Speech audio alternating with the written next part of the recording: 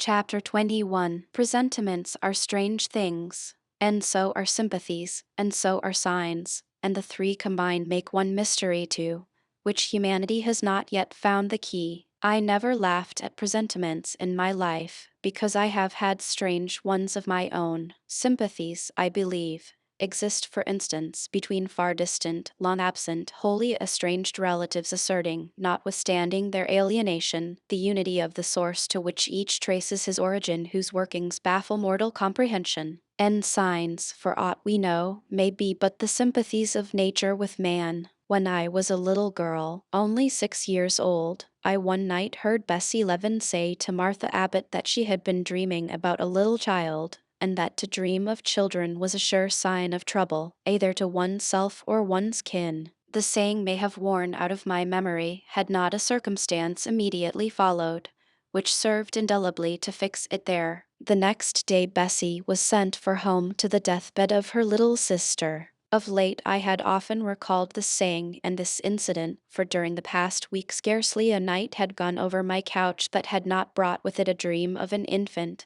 which I sometimes hushed in my arms, sometimes dandled on my knee, sometimes watched playing with daisies on a lawn, or again, dabbling its hands in running water. It was a wailing child this night, and a laughing one the next. Now it nestled close to me, and now it ran from me. But whatever mood the apparition evinced, whatever aspect it wore, it failed not for 7 successive nights to meet me the moment I entered the land of slumber. I did not like this iteration of one idea, this strange recurrence of one image, and I grew nervous as bedtime approached and the hour of the vision drew near. It was from companionship with this baby phantom I had been roused on that moonlight night when I heard the cry, and it was on the afternoon of the day following I was summoned downstairs by a message that someone wanted me in Mrs. Fairfax's room. On repairing there, I found a man waiting for me, having the appearance of a gentleman's servant. He was dressed in deep mourning, and the hat he held in his hand was surrounded with a crape band. "I dare say you hardly remember me, miss," he said, rising as I entered,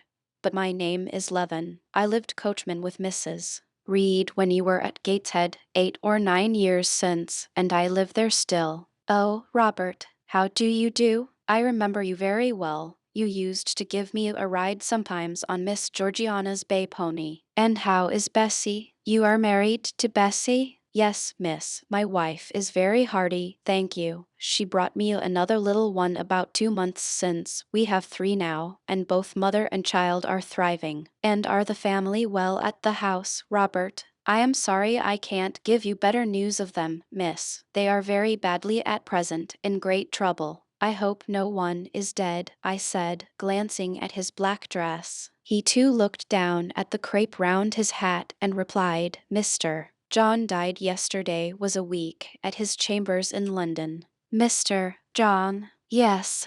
"And how does his mother bear it?" "Why, you see, Miss Eyre, it is not a common mishap. His life has been very wild. These last 3 years he gave himself up to strange ways, and his death was shocking. I heard from Bessie he was not doing well." "Doing well?"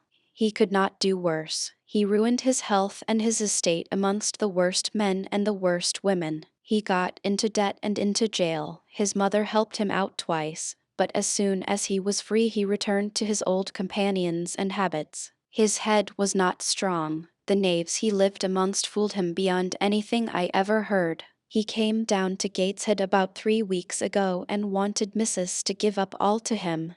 Mrs. refused. Her means have long been much reduced by his extravagance, so he went back again, and the next news was that he was dead. How he died, God knows. They say he killed himself."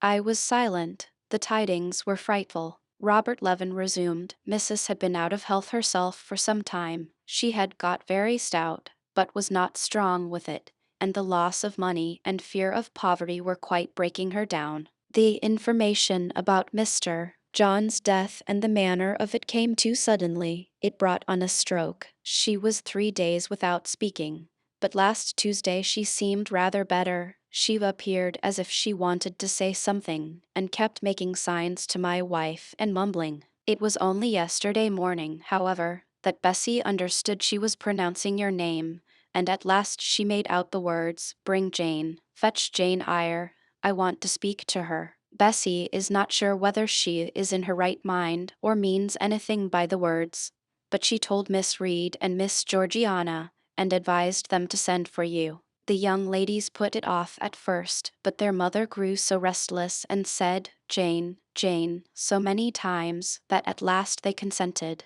I left Gateshead yesterday, and if you can get ready, miss, I should like to take you back with me early to tomorrow morning. Yes, Robert, I shall be ready. It seems to me that I ought to go. I think so too, miss. Bessie said she was sure you would not refuse, but I suppose you will have to ask leave before you can get off. Yes, and I will do it now. And having directed him to the servants' hall, and recommended him to the care of John's wife, and the attentions of John himself, I went in search of Mr. Rochester. He was not in any of the lower rooms. He was not in the yard, the stables, or the grounds. I asked Mrs. Fairfax if she had seen him. Yes, she believed he was playing billiards with Miss Ingram. To the billiard room I hastened. The click of balls and the hum of voices resounded from there. Mr. Rochester, Miss Ingram, the two Misses Ashton, and their admirers were all busied in the game. It required some courage to disturb so interesting a party. My errand, however, was one I could not defer.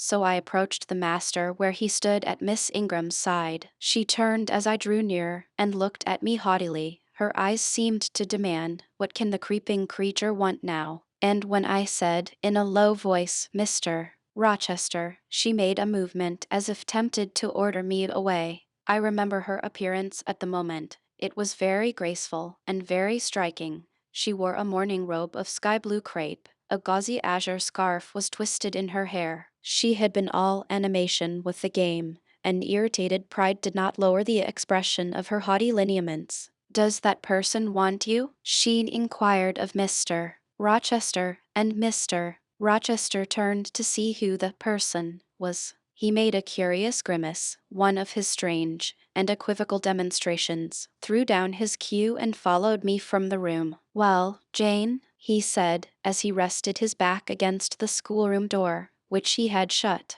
"If you please, sir, I want leave of absence for a week or two." "What to do? Where to go?" "To see a sick lady who has sent for me." "What sick lady? Where does she live?" "At Gateshead, in Shire." "Shire? That is 100 miles off. Who may she be that sends for people to see her that distance?" "Her name is Reed, sir, Mrs. Reed. Reed of Gateshead."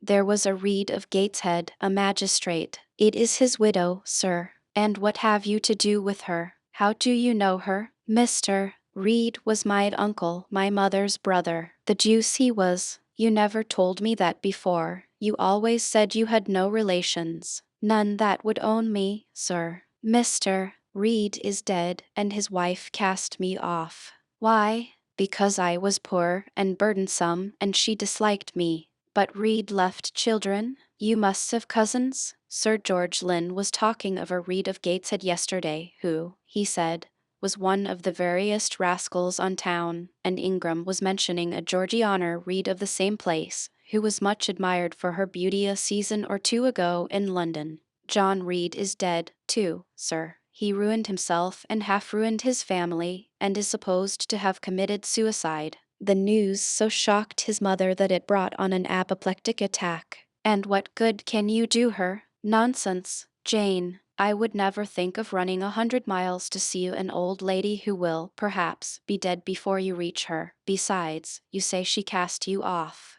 "Yes, sir, but that is long ago, and when her circumstances were very different. I could not be easy to neglect her wishes now." "How long will you stay?" "As short a time as possible, sir. Promise me only to stay a week." "I had better not pass my word. I may be obliged to break it. At all events you will come back. You will not be induced under any pretext to take up a permanent residence with her." "Oh, no, I shall certainly return if all be well." "And who goes with you? You don't travel 100 miles alone." "No, sir. She has sent her coachman, a person to be trusted." "Yes, sir. He has lived 10 years in the family." Mr. Rochester meditated. When do you wish to go? Early to tomorrow morning, sir. Well, you must have some money. You can't travel without money, and I dare say you have not much. I have given you no salary yet. How much have you in the world, Jane? He asked, smiling. I drew out my purse. A meager thing it was. 5 shillings, sir. He took the purse, poured the hoard into his palm, and chuckled over it as if its scantiness amused him. Soon he produced his pocket-book. Here, said he, offering me a note. It was £50, and he owed me but 15. I told him I had no change. I don't want change, you know that. Take your wages. I declined accepting more than was my due. He scowled at first. Then, as if recollecting something, he said, right. Better not give you all now. You would, perhaps, stay away 3 months if you had £50. There are 10, is it not plenty? Yes, sir. But now you owe me 5. Come back for it. Then, I'm your banker for £40. Mr. Rochester, I may as well mention another matter of business to you while I have the opportunity. Matter of business? I am curious to hear it. You have as good as informed me, sir, that you are going shortly to be married. Yes, what then? In that case, sir, Adel ought to go to school. I am sure you will perceive the necessity of it, to get her out of my bride's way, who may otherwise walk over her rather too emphatically. There's sense in the suggestion, not a doubt of it. Adel, as you say, must go to school, and you, of course, must march straight to the devil. I hope not, sir, but I must seek another situation somewhere. In course, he exclaimed, with a twang of voice and a distortion of features equally fantastic and ludicrous. He looked at me some minutes. And old Madam Reed or the Misses her daughters will be solicited by you to seek a place, I suppose? No, sir. I am not on such terms with my relatives as would justify me in asking favors of them, but I shall advertise. You shall walk up the pyramids of Egypt, he growled. At your peril you advertise. I wish I had only offered you a sovereign instead of £10. Give me back £9, Jane. I've a use for it. And so have I, sir, I returned, putting my hands and my purse behind me. I could not spare the money on any account. Little niggard, said he, refusing me a pecuniary request. Give me £5, Jane, not 5 shillings, sir, nor 5 pence. Just let me look at the cash. No, sir, you are not to be trusted. Jane, sir, promise me one thing. I'll promise you anything, sir, that I think I am likely to perform. Not to advertise and to trust this quest of a situation to me. I'll find you one in time. I shall be glad so to do, sir, if you, in your turn, will promise that I and Adel shall be both safe out of the house before your bride enters it. Very well, I'll pledge my word on it. You go to tomorrow, then? Yes, sir, early. Shall you come down to the drawing-room after dinner? No, sir, I must prepare for the journey. Then you and I must bid good-bye for a little while. I suppose so, sir. And how do people perform that ceremony of parting? Jane, teach me. I'm not quite up to it. They say farewell or any other form they prefer. Then say it. Farewell, Mr. Rochester, for the present. What must I say? The same, if you like, sir. Farewell, Miss Eyre, for the present. Is that all? Yes. It seems stingy, to my notions, and dry, and unfriendly. I should like something else, a little addition to the right. If one shook hands, for instance, but no, that would not content me either. So you'll do no more than say farewell, Jane? It is enough, sir. As much goodwill may be conveyed in one hearty word as in many. Very likely, but it is blank and cool. Farewell. How long is he going to stand with his back against that door? I asked myself. I want to commence my packing. The dinner bell rang, and suddenly away he bolted. Without another syllable, I saw him no more during the day, and was off before he had risen in the morning. I reached the lodge at Gateshead about 5 o'clock in the afternoon of the 1st of May. I stepped in there before going up to the hall. It was very clean and neat.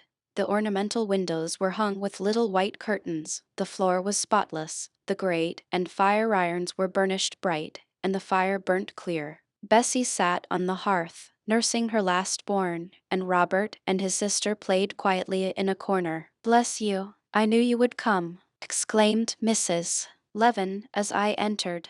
"Yes, Bessie," said I, after I had kissed her, "and I trust I am not too late. How is Mrs. Reed? Alive still, I hope." "Yes, she is alive, and more sensible and collected than she was. The doctor says she may linger a week or two yet, but he hardly thinks she will finally recover. Has she mentioned me lately? She was talking of you only this morning, and wishing you would come, but she is sleeping now, or was 10 minutes ago, when I was up at the house. She generally lies in a kind of lethargy all the afternoon, and wakes up about 6 or 7. Will you rest yourself here an hour, miss, and then I will go up with you?" Robert here entered, and Bessie laid her sleeping child in the cradle, and went to welcome him. Afterwards she insisted on my taking off my bonnet and having some tea, for she said I looked pale and tired. I was glad to accept her hospitality, and I submitted to be relieved of my traveling garb just as passively as I used to let her undress me when a child. Old times crowded fast back on me as I watched her bustling about, setting out the tea tray with her best china, cutting bread and butter, toasting a tea cake, and, between whiles, giving little Robert or Jane an occasional tap or push, just as she used to give me in former days. Bessie had retained her quick temper as well as her light foot and good looks. Tea ready, I was going to approach the table, but she desired me to sit still, quite in her old peremptory tones. "I must be served at the fireside," she said, and she placed before me a little round stand with my cup and a plate of toast, absolutely as she used to accommodate me with some privately purloined dainty on a nursery chair, and I smiled and obeyed her as in bygone days. She wanted to know if I was happy at Thornfield Hall, and what sort of a person the mistress was, and when I told her there was only a master, whether he was a nice gentleman, and if I liked him, I told her he was rather an ugly man, but quite a gentleman, and that he treated me kindly, and I was content. Then I went on to describe to her the gay company that had lately been staying at the house, and to these details Bessie listened with interest. They were precisely of the kind she relished. In such conversation an hour was soon gone. Bessie restored to me my bonnet and sea dot, and, accompanied by her, I quitted the lodge for the hall. It was also accompanied by her that I had, nearly 9 years ago, walked down the path I was now ascending. On a dark, misty, raw morning in January, I had left a hostel roof with a desperate and embittered heart, a sense of outlawry and almost of reprobation, to seek the chilly harbourage of Lowood, that borne so far away and unexplored. The same hostel roof now again rose before me. My prospects were doubtful yet, and I had yet an aching heart. I still felt as a wanderer on the face of the earth, but I experienced firmer trust in myself and my own powers, and less withering dread of oppression. The gaping wound of my wrongs, too, was now quite healed, and the flame of resentment extinguished. "You shall go into the breakfast-room first," said Bessie, as she preceded me through the hall. "The young ladies will be there." In another moment I was within that apartment.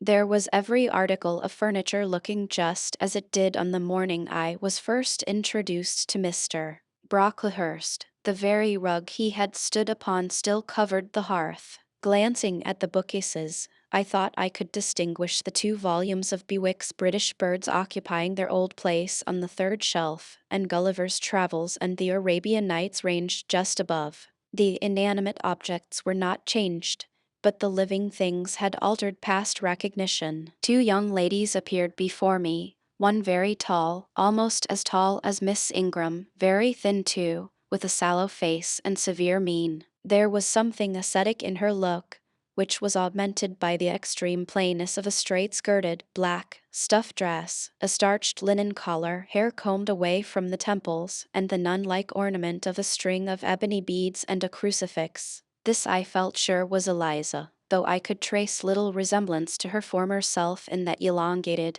and colourless visage. The other was as certainly Georgiana, but not the Georgiana I remembered, the slim and fairy-like girl of 11. This was a full-blown, very plump damsel, fair as waxwork, with handsome and regular features, languishing blue eyes, and ringled yellow hair. The hue of her dress was black too, but its fashion was so different from her sister's, so much more flowing and becoming, it looked as stylish as the others looked puritanical. In each of the sisters there was one trait of the mother, and only one. The thin and pallid elder daughter had her parents' careworn eye. The blooming and luxuriant younger girl had her contour of jaw and chin, perhaps a little softened, but still imparting an indescribable hardness to the countenance otherwise so voluptuous and buxom. Both ladies, as I advanced, rose to welcome me, and both addressed me by the name of Miss Eyre. Eliza's greeting was delivered in a short, abrupt voice, without a smile, and then she sat down again, fixed her eyes on the fire, and seemed to forget me. Georgiana added to her, "How d'ye do?" Several commonplaces about my journey, the weather, and so on, uttered in rather a drawling tone, and accompanied by sundry side glances that measured me from head to foot, now traversing the folds of my drab merino pelisse, and now lingering on the plain trimming of my cottage bonnet. Young ladies have a remarkable way of letting you know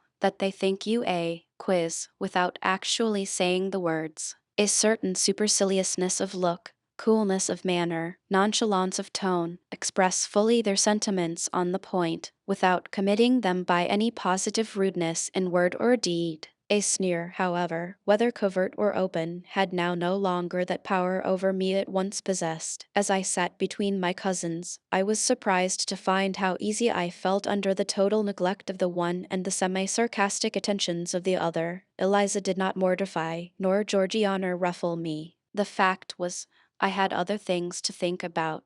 Within the last few months feelings had been stirred in me so much more potent than any they could raise. Pains and pleasures so much more acute and exquisite had been excited than any it was in their power to inflict or bestow, that their airs gave me no concern either for good or bad. "How is Mrs. Reed?" I asked soon, looking calmly at Georgiana, who thought fit to bridle at the direct address, as if it were an unexpected liberty. "Mrs. Reed? Ah, mamma, you mean, she is extremely poorly. I doubt if you can see her tonight. If," said I, "you would just step upstairs and tell her I am come, I should be much obliged to you." Georgiana almost started, and she opened her blue eyes wild and wide. "I know she had a particular wish to see me," I added, "and I would not defer attending to her desire longer than is absolutely necessary." "Mamma dislikes being disturbed in an evening," remarked Eliza. I soon rose, quietly took off my bonnet and gloves, uninvited, and said I would just step out to Bessie, who was, I dared say, in the kitchen, and ask her to ascertain whether Mrs.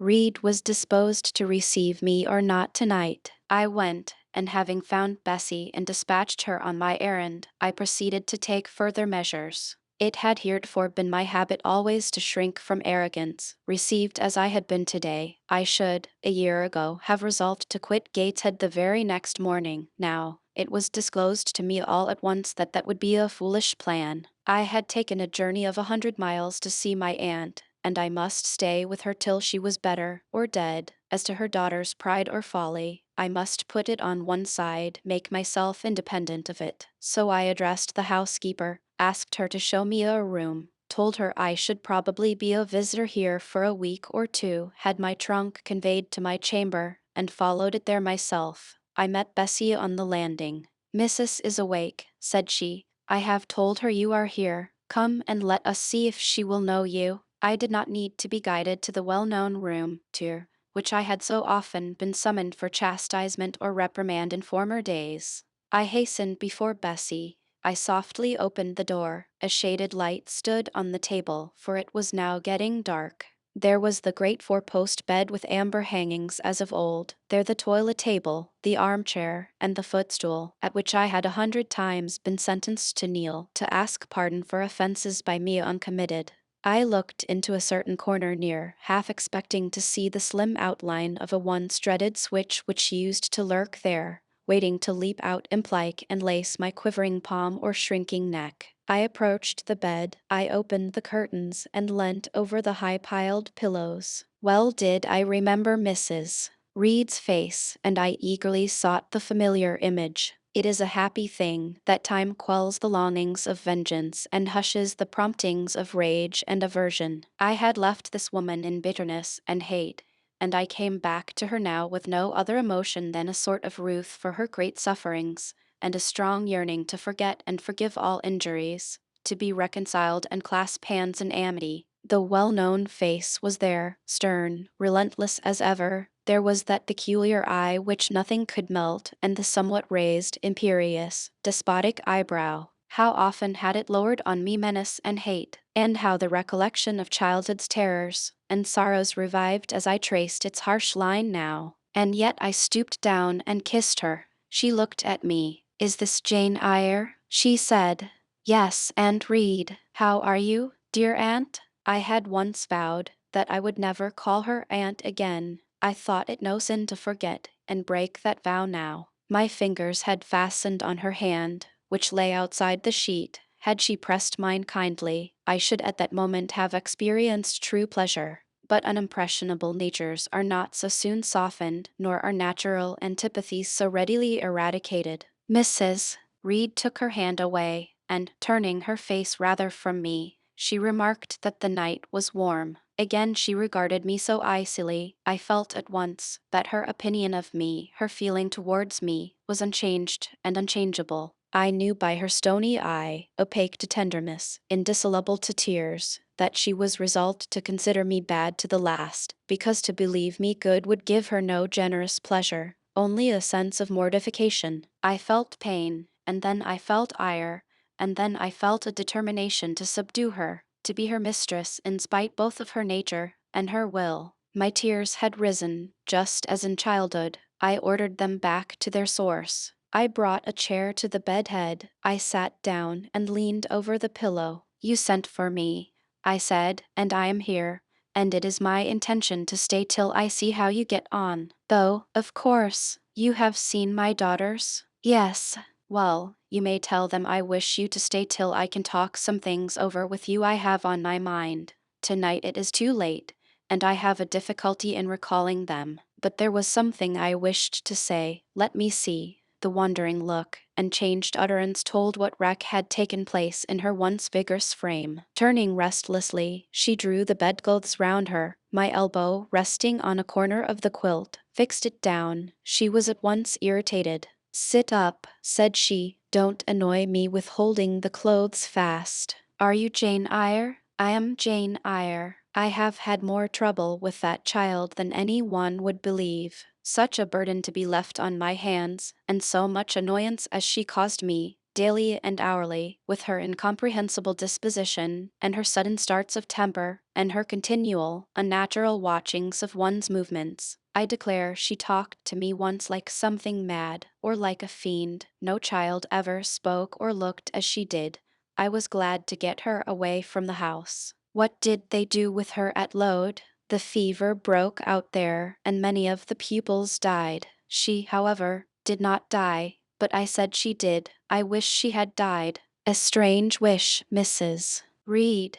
Why do you hate her so?" "I had a dislike to her mother always, for she was my husband's only sister, and a great favorite with him. He opposed the family's disowning her when she made her low marriage, and when news came of her death, he wept like a simpleton. He would send for the baby, though I entreated him rather to put it out to nurse and pay for its maintenance. I hated it the first time I set my eyes on it, a sickly, whining, pining thing. It would wail in its cradle all night long, not screaming heartily like any other child, but whimpering and moaning. Reed pitied it, and he used to nurse it and notice it as if it had been his own, more, truly, than he ever noticed his own at that age. He would try to make my children friendly to the little beggar. The darlings could not bear it, and he was angry with them when they showed their dislike. In his last illness, he had it brought continually to his bedside, and but an hour before he died, he bound me by vow to keep the creature. I would as soon have been charged with a pauper brat out of a workhouse, but he was weak, naturally weak. John does not at all resemble his father, and I am glad of it.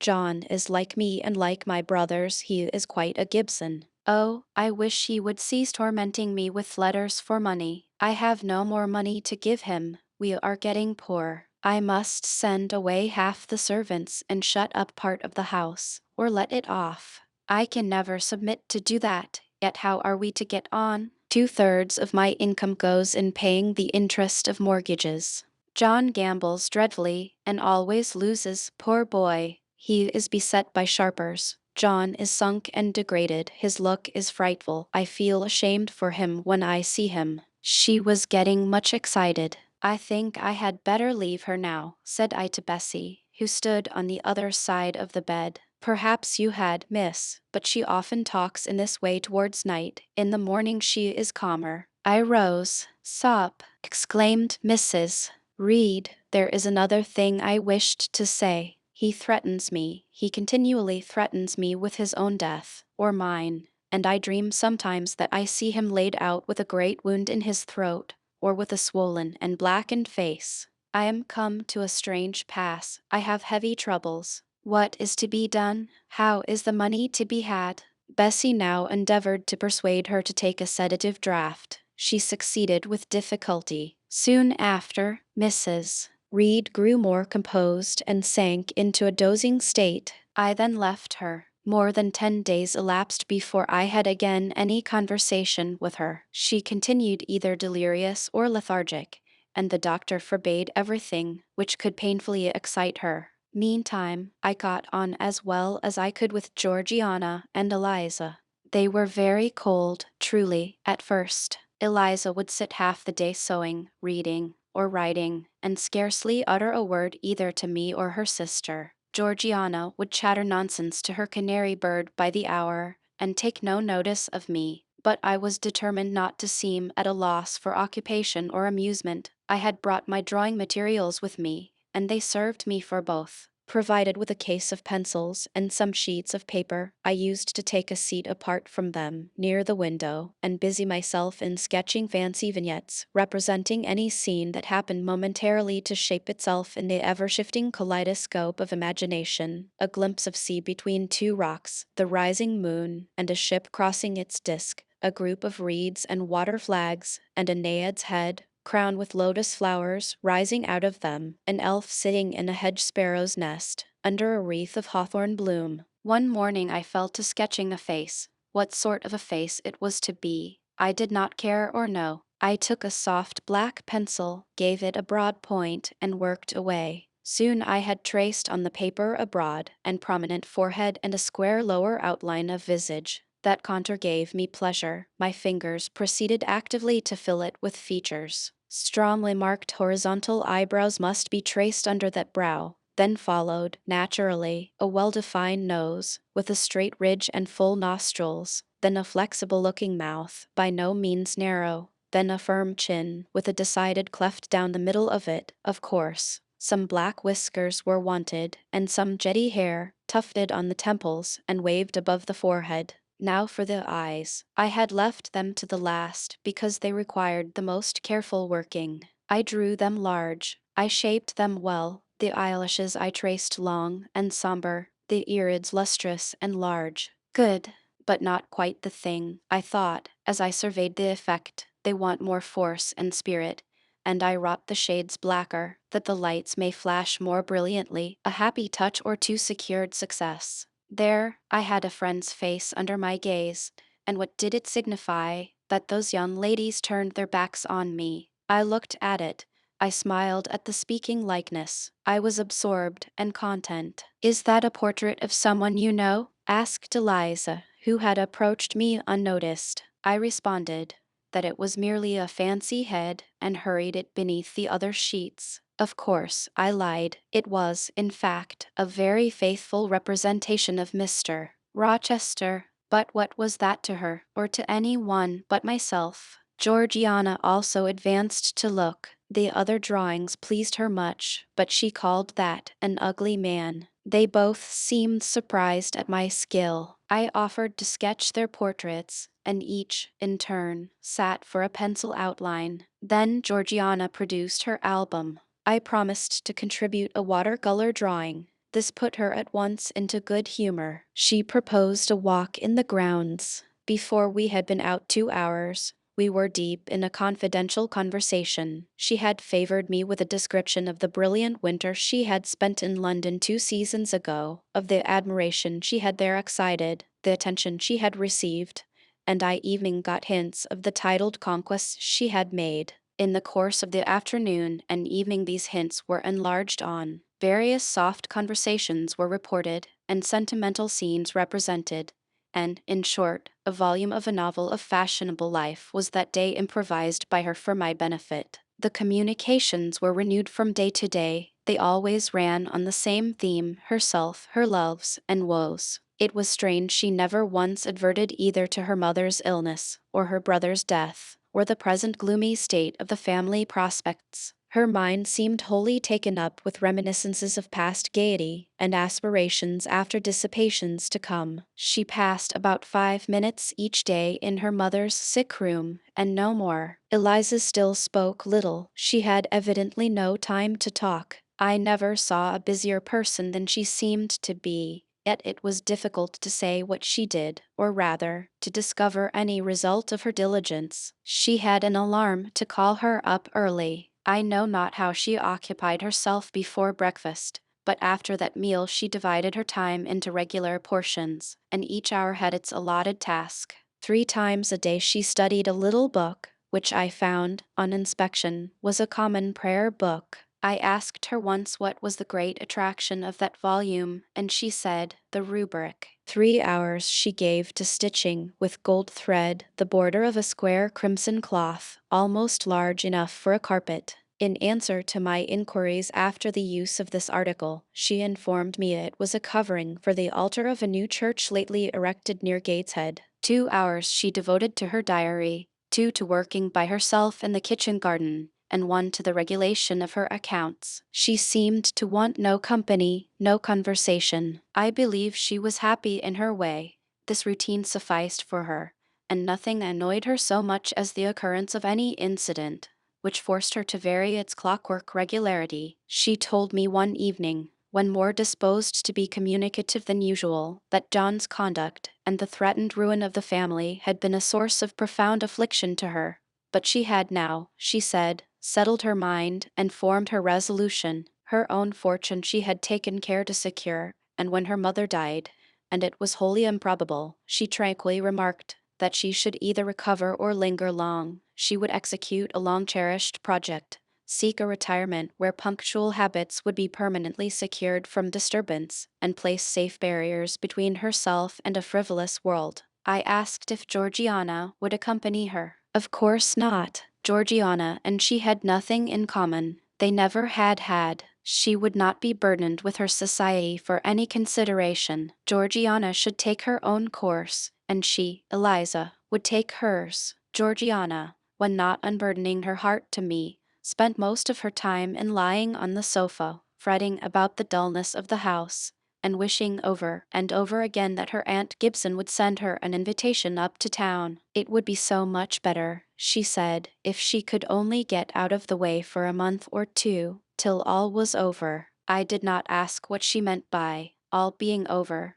but I suppose she referred to the expected decease of her mother, and the gloomy sequel of funeral rites. Eliza generally took no more notice of her sister's indolence and complaints than, if no such murmuring, lounging object had been before her. One day, however, as she put away her account book and unfolded her embroidery, she suddenly took her up thus: Georgiana, a more vain and absurd animal than you was certainly never allowed to cumber the earth. You had no right to be born, for you make no use of life. Instead of living for, in, and with yourself, as a reasonable being ought, you seek only to fasten your feebleness on some other person's strength. If no one can be found willing to burden her or himself with such a fat, weak, puffy, useless thing, you cry out that you are ill-treated, neglected, miserable. Then, too, existence for you must be a scene of continual change and excitement, or else the world is a dungeon. You must be admired, you must be courted, you must be flattered, you must have music, dancing, and society, or you languish, you die away. Have you no sense to devise a system which will make you independent of all efforts, and all wills, but your own? Take one day, share it into sections, to each section apportion its task.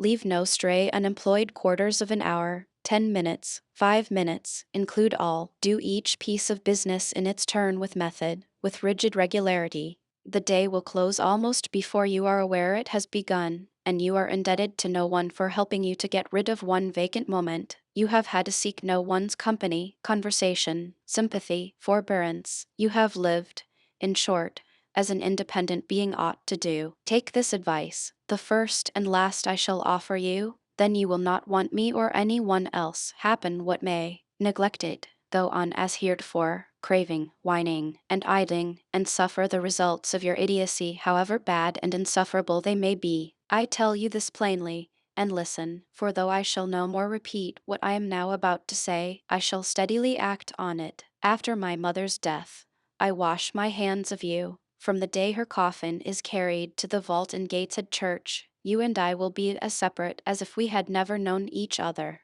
You need not think that because we chanced to be born of the same parents, I shall suffer you to fasten me down by evening the feeblest claim. I can tell you this, if the whole human race, ourselves excepted, were swept away, and we two stood alone on the earth, I would leave you in the old world and betake myself to the new. She closed her lips. You may have spared yourself the trouble of delivering that tirade, answered Georgiana. Everybody knows you are the most selfish, heartless creature in existence, and I know your spiteful hatred towards me. I have had a specimen of it before in the trick you played me about Lord Edwin Vere. You could not bear me to be raised above you, to have a title, to be received into circles where you dare not show your face, and so you acted the spy and informer, and ruined my prospects forever. Georgiana took out her handkerchief and blew her nose for an hour afterwards. Eliza sat cold, impassible, and assiduously industrious. True, generous feeling is made small account of by some, but here were two natures rendered, the one intolerably acrid, the other despicably savorless for the want of it. Feeling without judgment is a washy draught truly, but judgment untempered by feeling is too bitter and husky a morsel for human deglutition. It was a wet and windy afternoon. Georgiana had fallen asleep on the sofa over the perusal of a novel. Eliza was gone to attend a Saint's Day service at the new church, for in matters of religion she was a rigid formalist. No weather ever prevented the punctual discharge of what she considered her devotional duties. Fair or foul, she went to church thrice every Sunday, and as often on weekdays as there were prayers. I bethought myself to go upstairs and see how the dying woman sped, who lay there almost unheeded. The very servants paid her but a remittent attention. The hired nurse, being little looked after, would slip out of the room whenever she could. Bessie was faithful, but she had her own family to mind, and could only come occasionally to the hall. I found the sick room unwatched, as I had expected. No nurse was there. The patient lay still and seemingly lethargic, her livid face sunk in the pillows. The fire was dying in the grate. I renewed the fuel, rearranged the bedclothes, gazed a while on her who could not now gaze on me, and then I moved away to the window. The rain beat strongly against the panes. The wind blew tempestuously. One lies there, I thought, who will soon be beyond the war of earthly elements. Where will that spirit, now struggling to quit its material tenement, flit when at length released? In pondering the great mystery, I thought of Helen Burns, recalled her dying words, her faith, her doctrine of the equality of disembodied souls. I was still listening in thought to her well-remembered tones, still picturing her pale and spiritual aspect, her wasted face and sublime gaze, as she lay on her placid deathbed, and whispered her longing to be restored to her divine Father's bosom, when a feeble voice murmured from the couch behind, "Who is that?" I knew Mrs. Reed had not spoken for days. Was she reviving? I went up to her. "It is I, Aunt Reed." "Who, I?" was her answer. "Who are you?" looking at me with surprise and a sort of alarm, but still not wildly. "You are quite a stranger to me. Where is Bessie?" "She is at the lodge, Aunt." "Aunt," she repeated. "Who calls me Aunt? You are not one of the Gibsons, and yet I know you. That face, and the eyes and forehead, are quite familiar to me. You are why, you are like Jane Eyre." I said nothing. I was afraid of occasioning some shock by declaring my identity. "Yet," said she, "I am afraid it is a mistake. My thoughts deceive me. I wished to see Jane Eyre, and I fancy a likeness where none exists. Besides, in 8 years she must be so changed. I now gently assured her that I was the person she supposed and desired me to be, and seeing that I was understood, and that her senses were quite collected, I explained how Bessie had sent her husband to fetch me from Thornfield. I am very ill, I know, she said before long. I was trying to turn myself a few minutes since, and find I cannot move a limb. It is as well I should ease my mind before I die. What we think little of in health burdens us at such an hour as the present is to me. Is the nurse here, or is there no one in the room but you? I assured her we were alone. Well, I have twice done you a wrong which I regret now. One was in breaking the promise which I gave my husband to bring you up as my own child. The other, she stopped. After all, it is of no great importance, perhaps, she murmured to herself, and then I may get better, and to humble myself so to her is painful. She made an effort to alter her position, but failed. Her face changed. She seemed to experience some inward sensation, the precursor, perhaps, of the last pang. Well, I must get it over. Eternity is before me. I had better tell her. Go to my dressing case, open it, and take out a letter you will see there. I obeyed her directions. Read the letter, she said. It was short, and thus conceived. Madam, will you have the goodness to send me the address of my niece, Jane Eyre, and to tell me how she is? It is my intention to write shortly, and desire her to come to me at Madeira. Providence has blessed my endeavors to secure a competency, and as I am unmarried and childless, I wish to adopt her during my life, and bequeath her at my death whatever I may have to leave. I am, Madam, N.C.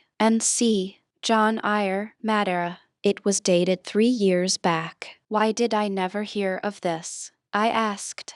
Because I disliked you too fixedly and thoroughly ever to lend a hand in lifting you to prosperity. I could not forget your conduct to me, Jane, the fury with which you once turned on me, the tone in which you declared you abhorred me the worst of anybody in the world, the unchildlike look and voice with which you affirmed that the very thought of me made you sick, and asserted that I had treated you with miserable cruelty. I could not forget my own sensations when you thus started up and poured out the venom of your mind.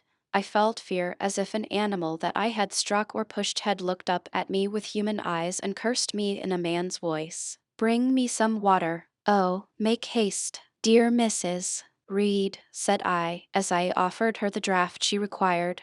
Think no more of all this. Let it pass away from your mind. Forgive me for my passionate language. I was a child then. 8, 9 years have passed since that day. She heeded nothing of what I said, but when she had tasted the water and drawn breath, she went on thus. I tell you I could not forget it, and I took my revenge. For you to be adopted by your uncle, and placed in a state of ease and comfort, was what I could not endure. I wrote to him. I said I was sorry for his disappointment, but Jane Eyre was dead. She had died of typhus fever at Lode. Now act as you please. Write and contradict my assertion. Expose my falsehood as soon as you like. You were born, I think, to be my torment. My last hour is racked by the recollection of a deed which, but for you, I should never have been tempted to commit, if you could but be persuaded to think no more of it, and to regard me with kindness and forgiveness. You have a very bad disposition, said she, and one to this day I feel it impossible to understand, how for 9 years you could be patient and quiescent under any treatment, and in the 10th break out all fire and violence. I can never comprehend. My disposition is not so bad as you think. I am passionate, but not vindictive. Many a time, as a little child, I should have been glad to love you if you would have let me, and I long earnestly to be reconciled to you now. Kiss me, aunt. I approached my cheek to her lips. She would not touch it. She said I oppressed her by leaning over the bed, and again demanded water. As I laid her down, for I raised her and supported her on my arm, while she drank, I covered her ice-cold and clammy hand with mine. The feeble fingers shrank from my touch, the glazing eyes shunned my gaze. Love me, then, or hate me, as you will, I said at last. You have my full and free forgiveness. Ask now for God's, and be at peace. Poor, Suffering woman, it was too late for her to make now the effort to change her habitual frame of mind. Living, she had ever hated me. Dying, she must hate me still. The nurse now entered, and Bessie followed. I yet lingered half an hour longer, hoping to see some sign of amity, but she gave none. She was fast relapsing into stupor, nor did her mind again rally. At 12 o'clock that night she died. I was not present to close her eyes, nor were either of her daughters. They came to tell us the next morning that all was over. She was by that time laid out. Eliza and I went to look at her. Georgiana, who had burst out into loud weeping, said she dared not go. There was stretched Sarah Reed's once robust and active frame, rigid and still. Her eye of flint was covered with its cold lid. Her brow and strong traits wore yet the impress of her inexorable soul. A strange and solemn object was that corpse to me. I gazed on it with gloom and pain. Nothing soft, nothing sweet, nothing pitying or hopeful or subduing did it inspire, only a grating anguish for her woes, not my loss, and a somber tearless dismay at the fearfulness of death in such a form. Eliza surveyed her parent calmly. After a silence of some minutes she observed, with her constitution she should have lived to a good old age. Her life was shortened by trouble. And then a spasm constricted her mouth for an instant. As it passed away she turned and left the room, and so did I. Chapter 22. Mr. Rochester had given me but 1 week's leave of absence, yet a month elapsed before I quitted Gateshead. I wished to leave immediately after the funeral, but Georgiana entreated me to stay till she could get off to London, where she was now at last invited by her uncle, Mr. Gibson, who had come down to direct his sister's interment and settle the family affairs. Georgiana said she dreaded being left alone with Eliza. From her she got neither sympathy in her dejection, support in her fears, nor aid in her preparations. So I bore with her feeble-minded wailings and selfish lamentations as well as I could, and did my best in sewing for her and packing her dresses. It is true that while I worked, she would idle, and I thought to myself, if you and I were destined to live always together, cousin, we would commence matters on a different footing. I should not settle tamely down into being the forbearing party. I should assign you your share of labor, and compel you to accomplish it, or else it should be left undone. I should insist, also, on your keeping some of those drawling, half-insincere complaints hushed in your own breast. It is only because our connection happens to be very transitory, and comes at a peculiarly mournful season, that I consent thus to render it so patient and compliant on my part. At last I saw Georgiana off, but now it was Eliza's turn to request me to stay another week. Her plans required all her time and attention, she said. She was about to depart for some unknown bourne, and all day long she stayed in her own room, her door bolted within, filling trunks, emptying drawers, burning papers, and holding no communication with any one. She wished me to look after the house, to see callers and answer notes of condolence. One morning she told me I was at liberty, and, she added, I am obliged to you for your valuable services and discreet conduct. There is some difference between living with such an one as you and with Georgiana. You perform your own part in life and burden no one. To-morrow, she continued, I set out for the continent. I shall take up my abode in a religious house near Lisle, a nunnery you would call it. There I shall be quiet and unmolested. I shall devote myself for a time to the examination of the Roman Catholic dogmas, and to a careful study of the workings of their system. If I find it to be, as I half suspect it is, the one best calculated to ensure the doing of all things decently and in order, I shall embrace the tenets of Rome and probably take the veil. I neither expressed surprise at this resolution nor attempted to dissuade her from it. The vocation will fit you to a hair, I thought. Much good may it do you. When we parted, she said, Goodbye, cousin Jane Eyre. I wish you well. You have some sense. I then returned, You are not without sense, cousin Eliza, but what you have, I suppose, in another year will be walled up alive in a French convent. However, it is not my business, and so it suits you. I don't much care. You are in the right, said she, and with these words we each went our separate way. As I shall not have occasion to refer either to her or her sister again, I may as well mention here that Georgiana made an advantageous match with a wealthy worn-out man of fashion, and that Eliza actually took the veil, and is at the stay superior of the convent where she passed the period of her novitiate, and which she endowed with her fortune. How people feel when they are returning home from an absence, long or short, I did not know. I had never experienced the sensation. I had known what it was to come back to Gateshead when a child after a long walk, to be scolded for looking cold or gloomy, and later,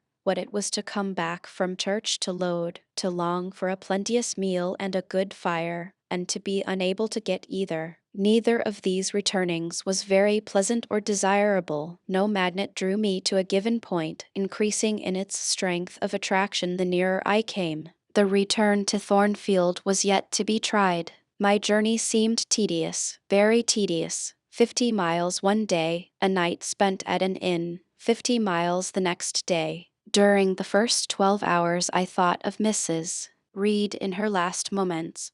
I saw her disfigured and discolored face, and heard her strangely altered voice. I mused on the funeral day, the coffin, the hearse, the black train of tenants and servants. Few was the number of relatives, the gaping vault, the silent church, the solemn service. Then I thought of Eliza and Georgiana. I beheld one the cynosure of a ballroom, the other the inmate of a convent cell, and I dwelt on and analyzed their separate peculiarities of person and character. The evening arrival at the great town of scattered these thoughts. Night gave them quite another turn. Laid down on my traveler's bed, I left reminiscence for anticipation. I was going back to Thornfield, but how long was I to stay there? Not long, of that I was sure. I had heard from Mrs. Fairfax in the interim of my absence. The party at the hall was dispersed. Mr. Rochester had left for London 3 weeks ago, but he was then expected to return in a fortnight.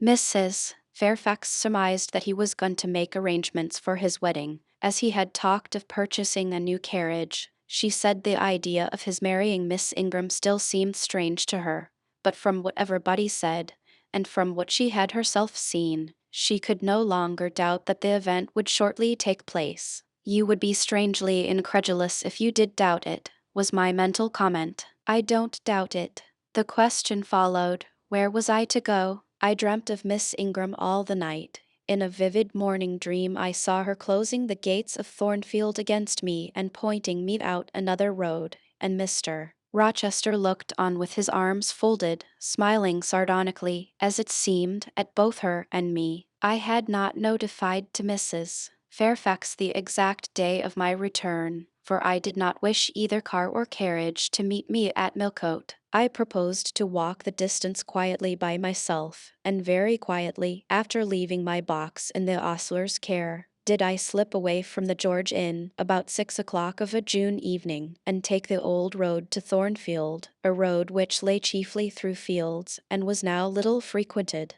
It was not a bright or splendid summer evening, though fair and soft. The haymakers were at work all along the road, and the sky, though far from cloudless, was such as promised well for the future. Its blue, where blue was visible, was mild and settled, and its clouds strata high and thin. The west, too, was warm. No watery gleam chilled it. It seemed as if there was a fire lit, an altar burning behind its screen of marbled vapor, and out of apertures shone a golden redness. I felt glad as the road shortened before me, so glad that I stopped once to ask myself what that joy meant, and to remind reason that it was not to my home I was going, or to a permanent resting place, or to a place where fond friends looked out for me and waited my arrival. "Mrs. Fairfax will smile you a calm welcome, to be sure," said I, "and little Adel will clap her hands and jump to see you. But you know very well you are thinking of another than they, and that he is not thinking of you. But what is so headstrong as youth? What so blind as inexperience?" These affirmed that it was pleasure enough to have the privilege of again looking on Mr. Rochester, whether he looked on me or not, and they added, "Hasten, hasten, be with him while you may, but a few more days or weeks, at most, and you are parted from him forever." and then I strangled a newborn agony, a deformed thing, which I could not persuade myself to own and rear, and ran on. They are making hay, too, in Thornfield Meadows, or rather, the laborers are just quitting their work, and returning home with their rakes on their shoulders. Now, at the hour I arrive, I have but a field or two to traverse, and then I shall cross the road and reach the gates. How full the hedges are of roses! But I have no time to gather any. I want to be at the house. I passed a tall briar, shooting leafy and flowery branches across the path. I see the narrow stile with stone steps, and I see Mr. Rochester sitting there, a book and a pencil in his hand. He is writing. Well, he is not a ghost, yet every nerve I have is unstrung. For a moment I am beyond my own mastery. What does it mean? I did not think I should tremble in this way when I saw him, or lose my voice or the power of motion in his presence. I will go back as soon as I can stir. I need not make an absolute fool of myself. I know another way to the house. It does not signify if I knew 20 ways, for he has seen me. Hillo, he cries, and he puts up his book and his pencil. There you are. Come on, if you please. I suppose I do come on, though in what fashion I know not, being scarcely cognizant of my movements, and solicitous only to appear calm, and, above all, to control the working muscles of my face, which I feel rebel insolently against my will, and struggle to express what I had resolved to conceal. But I have a veil, it is down. I may make shift yet to behave with decent composure. And this is Jane Eyre. Are you coming from Millcote, and on foot? Yes, just one of your tricks, not to send for a carriage, and come clattering over street and road like a common mortal, but to steal into the vicinage of your home along with twilight, just as if you were a dream or a shade. What the deuce have you done with yourself this last month? I have been with my aunt, sir, who is dead. A true Janian reply. Good angels be my guard. She comes from the other world, from the abode of people who are dead, and tells me so when she meets me alone here in the gloaming. If I dared, I'd touch you, to see if you are substance or shadow, you elf. But I'd as soon offer to take hold of a blue ignis fatuus light in a marsh. Truant, he added, when he had paused an instant, absent from me a whole month, and forgetting me quite. I'll be sworn, I knew there would be pleasure in meeting my master again, evening though broken by the fear that he was so soon to cease to be my master, and by the knowledge that I was nothing to him. But there was ever in Mr. Rochester, so at least I thought, such a wealth of the power of communicating happiness, that to taste but of the crumbs he scattered to stray and stranger birds like me, was to feast genially. His last words were balm. They seemed to imply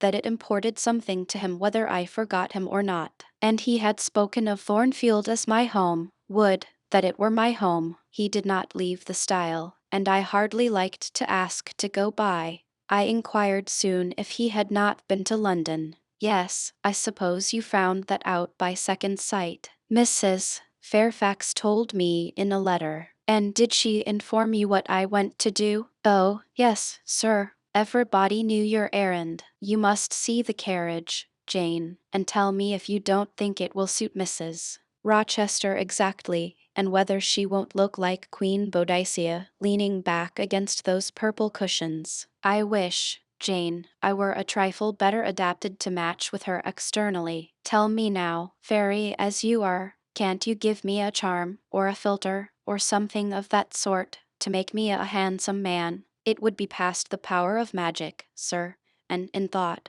I added, a loving eye is all the charm needed.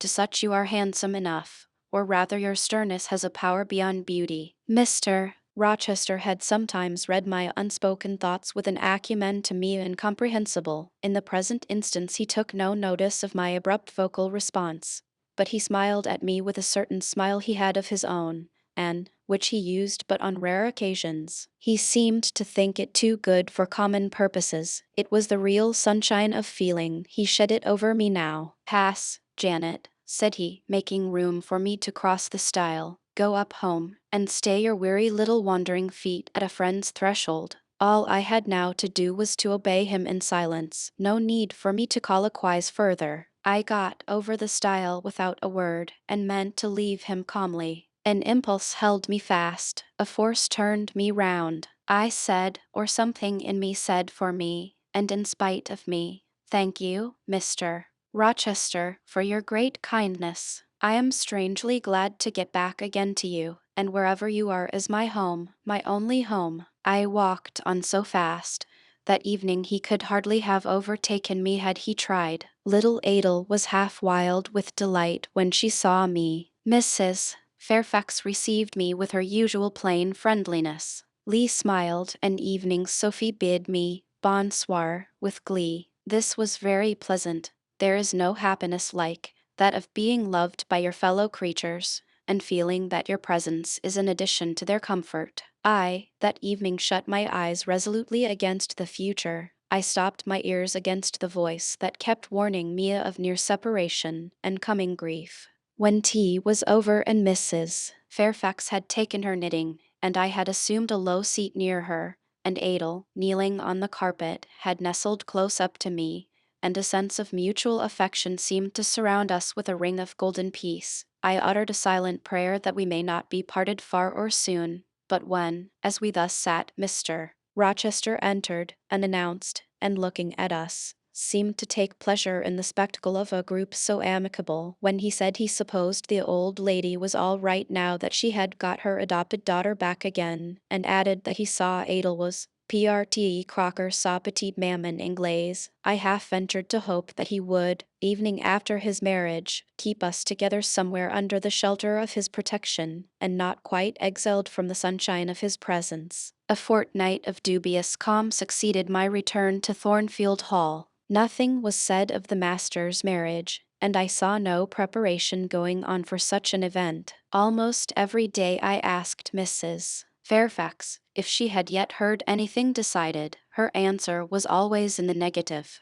Once she said she had actually put the question to Mr. Rochester as to when he was going to bring his bride home, but he had answered her only by a joke and one of his queer looks, and she could not tell what to make of him. One thing specially surprised me, and that was, there were no journeyings backward and forward, no visits to Ingram Park. To be sure, it was 20 miles off, on the borders of another county, but what was that distance to an ardent lover, to so practised and indefatigable a horseman as Mr. Rochester? It would be but a morning's ride. I began to cherish hopes I had no right to conceive, that the match was broken off, that rumor had been mistaken, that one or both parties had changed their minds. I used to look at my master's face to see if it were sad or fierce, but I could not remember the time when it had been so uniformly clear of clouds or evil feelings. If, in the moments I and my pupil spent with him, I lacked spirits and sank into inevitable dejection, he became evening gay. Never had he called me more frequently to his presence, never been kinder to me, when there, and, alas. Chapter 23. A splendid midsummer shone over England, skies so pure, suns so radiant as were then seen in long succession, seldom favor evening singly, our wave-girt land. It was as if a band of Italian days had come from the south, like a flock of glorious passenger birds, and lighted to rest them on the cliffs of Albion. The hay was all got in. The fields round Thornfield were green and shorn, the roads white and baked. The trees were in their dark prime, hedge and wood, full-leaved and deeply tinted, contrasted well with the sunny hue of the cleared meadows between. On Midsummer Eve, Adel, weary with gathering wild strawberries in Hay Lane half the day, had gone to bed with the sun. I watched her drop asleep, and when I left her, I sought the garden. It was now the sweetest hour of the 24. Day its fervid fires had wasted, and dew fell cool on panting plain and scorched summit, where the sun had gone down in simple state, pure of the pomp of clouds, spread a solemn purple, burning with the light of red jewel and furnace flame at one point, on one hill peak, and extending high and wide, soft and still softer, over half heaven. The east had its own charm or fine deep blue, and its own modest gem, a rising and solitary star. Soon it would boast the moon, but she was yet beneath the horizon. I walked while on the pavement, but a subtle, well-known scent, that of a cigar, stole from some window, I saw the library casement open a handbreadth. I knew I may be watched from there, so I went apart into the orchard. No nook in the grounds more sheltered and more Eden-like. It was full of trees. It bloomed with flowers. A very high wall shut it out from the court. On one side, on the other, a beech avenue screened it from the lawn. At the bottom was a sunk fence, its sole separation from lonely fields, a winding walk, bordered with laurels and terminating in a giant horse chestnut, circled at the base by a seat, led down to the fence. Here one could wander unseen. While such honeydew fell, such silence reigned, such gloaming gathered, I felt as if I could haunt such shade forever. But in threading the flower and fruit parterres at the upper part of the enclosure, enticed there by the light the now rising moon cast on this more open quarter, my step is stayed, not by sound, not by sight, but once more by a warning fragrance. Sweetbriar and southernwood, jasmine, pink, and rose have long been yielding their evening sacrifice of incense. This new scent is neither of shrub nor flower. It is, I know it well, it is Mr. Rochester's cigar. I look round and I listen. I see trees laden with ripening fruit. I hear a nightingale warbling in a wood half a mile off. No moving form is visible, no coming step audible, but that perfume increases. I must flee. I make for the wicket leading to the shrubbery, and I see Mr. Rochester entering. I step aside into the ivy recess. He will not stay long. He will soon return from where he came, and if I sit still he will never see me. But no, eventide is as pleasant to him as to me, and this antique garden as attractive. And he strolls on, now lifting the gooseberry tree branches to look at the fruit, large as plums, with which they are laden, now taking a ripe cherry from the wall, now stooping towards a knot of flowers, either to inhale their fragrance or to admire the dew beads on their petals. A great moth goes humming by me. It alights on a plant at Mr. Rochester's foot. He sees it and bends to examine it. Now he has his back towards me, thought I, and he is occupied too. Perhaps, if I walk softly, I can slip away unnoticed. I trode on an edging of turf, that the crackle of the pebbly gravel may not betray me. He was standing among the beds at a yard or two distant from where I had to pass. The moth apparently engaged him. I shall get by very well, I meditated.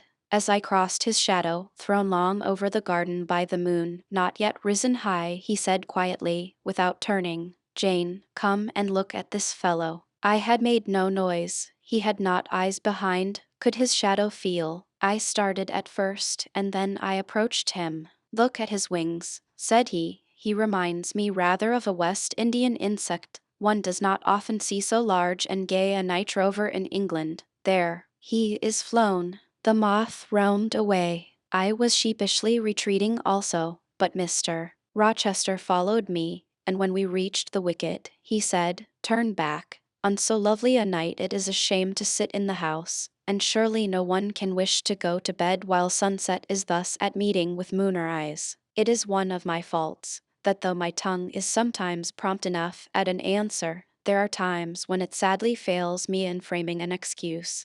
And always the lapse occurs at some crisis, when a facile word or plausible pretext is specially wanted to get me out of painful embarrassment. I did not like to walk at this hour alone with Mr. Rochester in the shadowy orchard, but I could not find a reason to allege for leaving him. I followed with lagging step, and thoughts busily bent on discovering a means of extrication, but he himself looked so composed and so grave also, I became ashamed of feeling any confusion. The evil, if evil existent or prospective there was, seemed to lie with me only. His mind was unconscious and quiet. "Jane," he recommenced, as we entered the laurel walk and slowly strayed down in the direction of the sunk fence and the horse chestnut. "Thornfield is a pleasant place in summer, is it not?" "Yes, sir. You must have become in some degree attached to the house, you, who have an eye for natural beauties, and a good deal of the organ of vitiveness." "I am attached to it, truly, and though I don't comprehend how it is, I perceive you have acquired a degree of regard for that foolish little child Adel, too. An evening for simple Dame Fairfax." "Yes, sir, in different ways. I have an affection for both." "And would be sorry to part with them?" "Yes, he said, and sighed and paused. It is always the way of events in this life, he continued soon. No sooner have you got settled in a pleasant resting place than a voice calls out to you to rise and move on, for the hour of repose is expired. Must I move on, sir? I asked. Must I leave Thornfield? I believe you must, Jane. I am sorry, Janet, but I believe truly you must. This was a blow, but I did not let it prostrate me. Well, sir, I shall be ready when the order to march comes. It is come now. I must give it tonight. Then you are going to be married, sir? Exact lie, precise lie. With your usual acuteness, you have hit the nail straight on the head. Soon, sir, very soon, that is Miss Eyre, and you'll remember, Jane, the first time or rumor, plainly intimated to you that it was my intention to put my old bachelor's neck into the sacred noose, to enter into the holy estate of matrimony, to take Miss Ingram to my bosom. In short, she's an extensive armful, but that's not to the point. One can't have too much of such a very excellent thing as my beautiful Blanche. Well, as I was saying, listen to me, Jane. You're not turning your head to look after more moths, are you? That was only a lady clock, child, flying away home. I wish to remind you that it was you who first said to me, with that discretion I respect in you, with that foresight, prudence, and humility which befit your responsible and dependent position, that in case I married Miss Ingram, both you and little Adel had better trot immediately. I pass over the sort of slur conveyed in this suggestion on the character of my beloved. Truly, when you are far away, Janet, I'll try to forget it. I shall notice only its wisdom, which is such that I have made it my law of action. Adel must go to school, and you, Miss Eyre, must get a new situation. Yes, sir, I will advertise immediately. And meantime, I suppose I may stay here till I find another shelter to betake myself to. But I stopped, feeling it would not do to risk a long sentence, for my voice was not quite under command. In about a month I hope to be a bridegroom, continued Mr. Rochester, and in the interim, I shall myself look out for employment and an asylum for you. Thank you, sir. I am sorry to give. Oh, no need to apologize. I consider that when a dependent does her duty as well as you have done yours, she has a sort of claim upon her employer for any little assistance he can conveniently render her. Truly, I have already, through my future mother-in-law, heard of a place that I think will suit. It is to undertake the education of the 5 daughters of Mrs. Dionysius O'Gall of Bitternut Lodge, Connaught, Ireland. You'll like Ireland, I think. They're such warm-hearted people there, they say. It is a long way off, sir. No matter, a girl of your sense will not object to the voyage or the distance. Not the voyage, but the distance, and then the sea is a barrier. From what, Jane? From England and from Thornfield, and, well, from you, sir. I said this almost involuntarily, and, with as little sanction of free will, my tears gushed out. I did not cry so as to be heard, however. I avoided sobbing. The thought of Mrs. O'Gall and Bitternut Lodge struck cold to my heart, and colder the thought of all the brine and foam, destined, as it seemed, to rush between me and the master at whose side I now walked, and coldest the remembrance of the wider ocean, wealth, caste, custom intervened between me and what I naturally and inevitably loved. It is a long way, I again said. It is, to be sure, and when you get to Bitternut Lodge, Connaught, Ireland, I shall never see you again, Jane. That's morally certain. I never go over to Ireland, not having myself much of a fancy for the country. We have been good friends, Jane, have we not? Yes, sir. And when friends are on the eve of separation, they like to spend the little time that remains to them close to each other. Come, we'll talk over the voyage and the parting quietly half an hour or so, while the stars enter into their shining life up in heaven over there. Here is the chestnut tree, here is the bench at its old roots. Come, we will sit there in peace tonight, though we should never more be destined to sit there together. He seated me and himself. It is a long way to Ireland, Janet, and I am sorry to send my little friend on such weary travels, but if I can't do better, how is it to be helped? Are you anything akin to me, do you think, Jane? I could risk no sort of answer by this time. My heart was still, because, he said, I sometimes have a queer feeling with regard to you, especially when you are near me, as now. It is as if I had a string somewhere under my left ribs, tightly and inextricably knotted to a similar string situated in the corresponding quarter of your little frame, and if that boisterous channel, and 200 miles or so of land come broad between us, I am afraid that cord of communion will be snapped, and then I've a nervous notion I should take to bleeding inwardly. As for you, you'd forget me. That I never should, sir. You know, impossible to proceed. Jane, do you hear that nightingale singing in the wood? Listen. In listening, I sobbed convulsively, for I could repress what I endured no longer. I was obliged to yield, and I was shaken from head to foot with acute distress. When I did speak, it was only to express an impetuous wish that I had never been born, or never come to Thornfield. Because you are sorry to leave it? The vehemence of emotion, stirred by grief and love within me, was claiming mastery, and struggling for full sway, and asserting a right to predominate, to overcome, to live, rise, and reign at last. Yes, and to speak. I grieve to leave Thornfield. I love Thornfield. I love it, because I have lived in it a full and delightful life, momentarily at least. I have not been trampled on. I have not been petrified.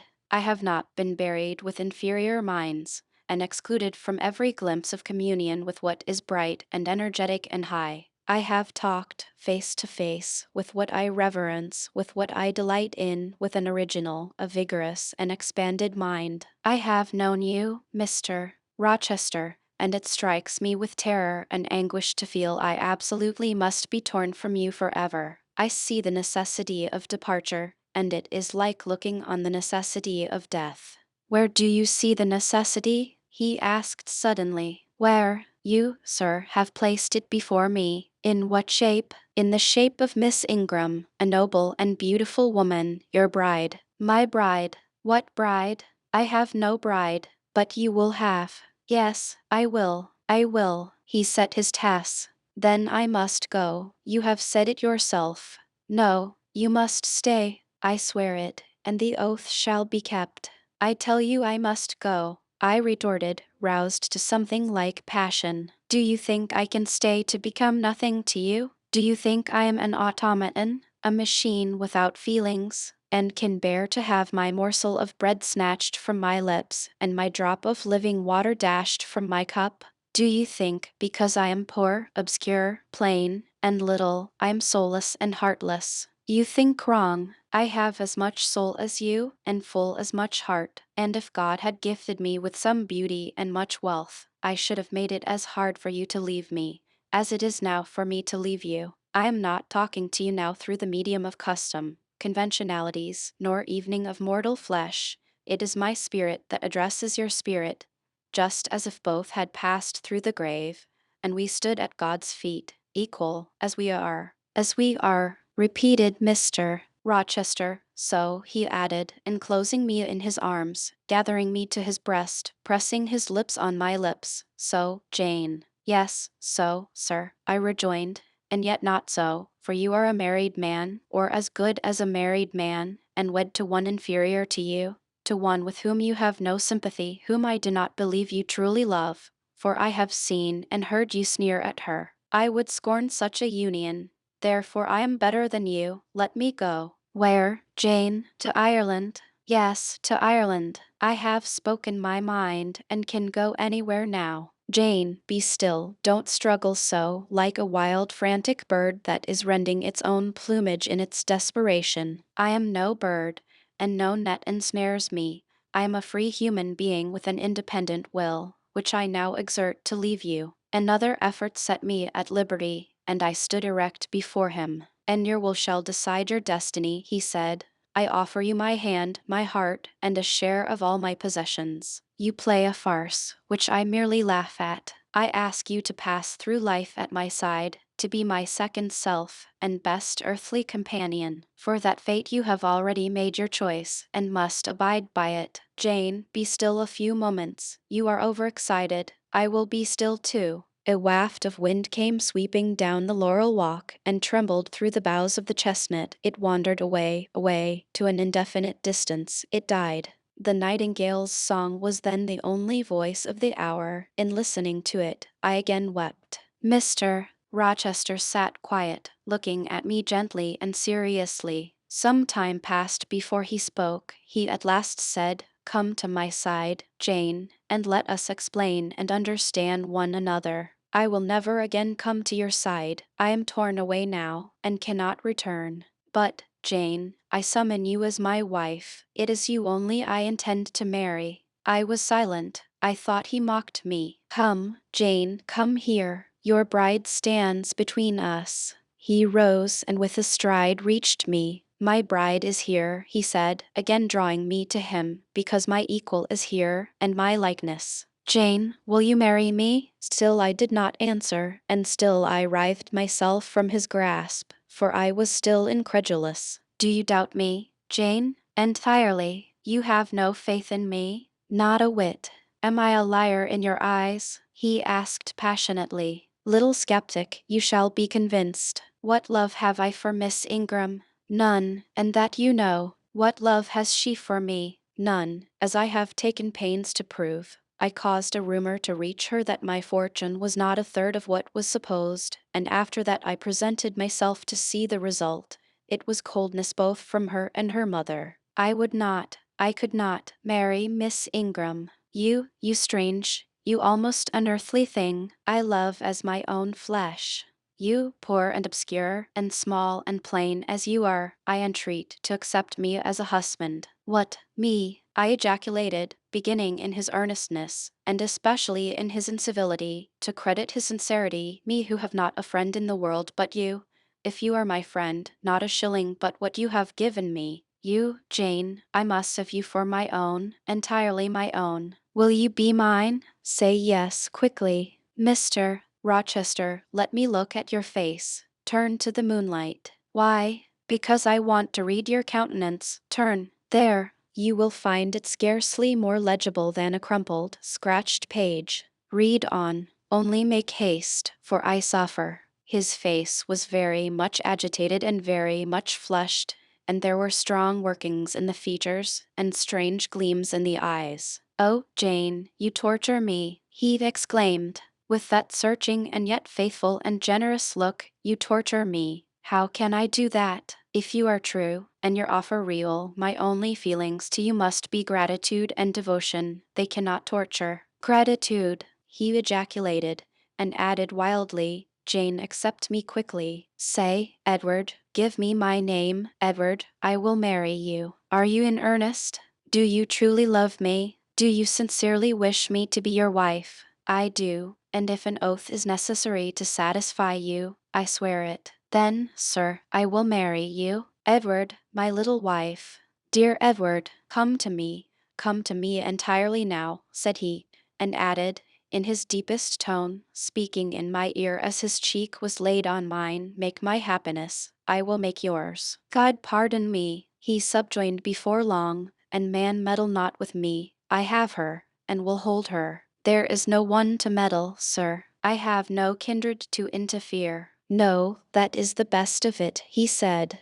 And if I had loved him less I should have thought his accent and look of exultation savage. But, sitting by him, roused from the nightmare of parting, called to the paradise of union, I thought only of the bliss given me to drink in so abundant a flow. Again and again he said, "Are you happy, Jane?" And again I answered, "Yes." After which he murmured, "It will atone, it will atone. Have I not found her friendless, and cold, and comfortless? Will I not guard, and cherish, and solace her? Is there not love in my heart, and constancy in my resolves? It will expiate at God's tribunal. I know my Maker sanctions what I do. For the world's judgment, I wash my hands of that. For man's opinion, I defy it." But what had befallen the night? The moon was not yet set, and we were all in shadow. I could scarcely see my master's face, near as I was. And what ailed the chestnut tree? It writhed and groaned, while wind roared in the laurel walk, and came sweeping over us. "We must go in," said Mr. Rochester, the weather changes. I could have sat with you till morning, Jane. And so, thought I, could I with you? I should have said so, perhaps, but a vivid spark leapt out of a cloud at which I was looking, and there was a crack, a crash, and a close rattling peal, and I thought only of hiding my dazzled eyes against Mr. Rochester's shoulder. The rain rushed down. He hurried me up the walk, through the grounds, and into the house, but we were quite wet before we could pass the threshold. He was taking off my shawl in the hall, and shaking the water out of my loosened hair, when Mrs. Fairfax emerged from her room. I did not observe her at first, nor did Mr. Rochester. The lamp was lit. The clock was on the stroke of 12. "Hasten to take off your wet things," said he, "and before you go, good night. Good night, my darling." He kissed me repeatedly. When I looked up, on leaving his arms, there stood the widow, pale, grave, and amazed. I only smiled at her, and ran upstairs. Explanation will do for another time, thought I. Still, when I reached my chamber, I felt a pang at the idea she should evening temporarily misconstrue what she had seen. But joy soon effaced every other feeling, and loud as the wind blew, near and deep as the thunder crashed, fierce and frequent as the lightning gleamed, cataract-like as the rain fell during a storm of 2 hours' duration, I experienced no fear and little awe. Mr. Rochester came thrice to my door in the course of it, to ask if I was safe and tranquil, and that was comfort, that was strength for anything. Chapter 24. As I rose and dressed, I thought over what had happened and wondered if it were a dream. I could not be certain of the reality till I had seen Mr. Rochester again, and heard him renew his words of love and promise. While arranging my hair, I looked at my face in the glass, and felt it was no longer plain. There was hope in its aspect and life in its color, and my eyes seemed as if they had beheld the fount of fruition, and borrowed beams from the lustrous ripple. I had often been unwilling to look at my master, because I feared he could not be pleased at my look, but I was sure I may lift my face to his now, and not cool his affection by its expression. I took a plain, but clean, and light summer dress from my drawer and put it on. It seemed no attire had ever so well become me, because none had I ever worn in so blissful a mood. I was not surprised, when I ran down into the hall, to see that a brilliant June morning had succeeded to the tempest of the night, and to feel, through the open glass door, the breathing of a fresh and fragrant breeze. Nature must be gladsome when I was so happy. A beggar woman and her little boy, pale, ragged objects both, were coming up the walk, and I ran down and gave them all the money I happened to have in my purse, some 3 or 4 shillings. Good or bad, they must partake of my jubilee. The rooks cawed, and blither-birds sang, but nothing was so merry or so musical as my own rejoicing heart. Mrs. Fairfax surprised me by looking out of the window with a sad countenance, and saying gravely, "Miss Eyre, will you come to breakfast?" During the meal she was quiet and cool, but I could not undeceive her then. I must wait for my master to give explanations, and so must she. I ate what I could, and then I hastened upstairs. I met Ada leaving the schoolroom. "Where are you going?" "It is time for lessons. Mr. Rochester has sent me away to the nursery." "Where is he?" "In there," pointing to the apartment she had left, and I went in, and there he stood. "Come and bid me good morning," said he. I gladly advanced, and it was not merely a cold word now, or evening a shake of the hand that I received, but an embrace and a kiss. It seemed natural, it seemed genial to be so well loved, so caressed by him. "Jane, you look blooming, and smiling, and pretty," said he. "Truly pretty this morning. Is this my pale, little elf? Is this my mustard seed? This little sunny-faced girl with the dimpled cheek and rosy lips, the satin-smooth hazel hair, and the radiant hazel eyes." I had green eyes, reader, but you must excuse the mistake. For him they were new-dyed, I suppose. "It is Jane Eyre, sir, soon to be Jane Rochester," he added.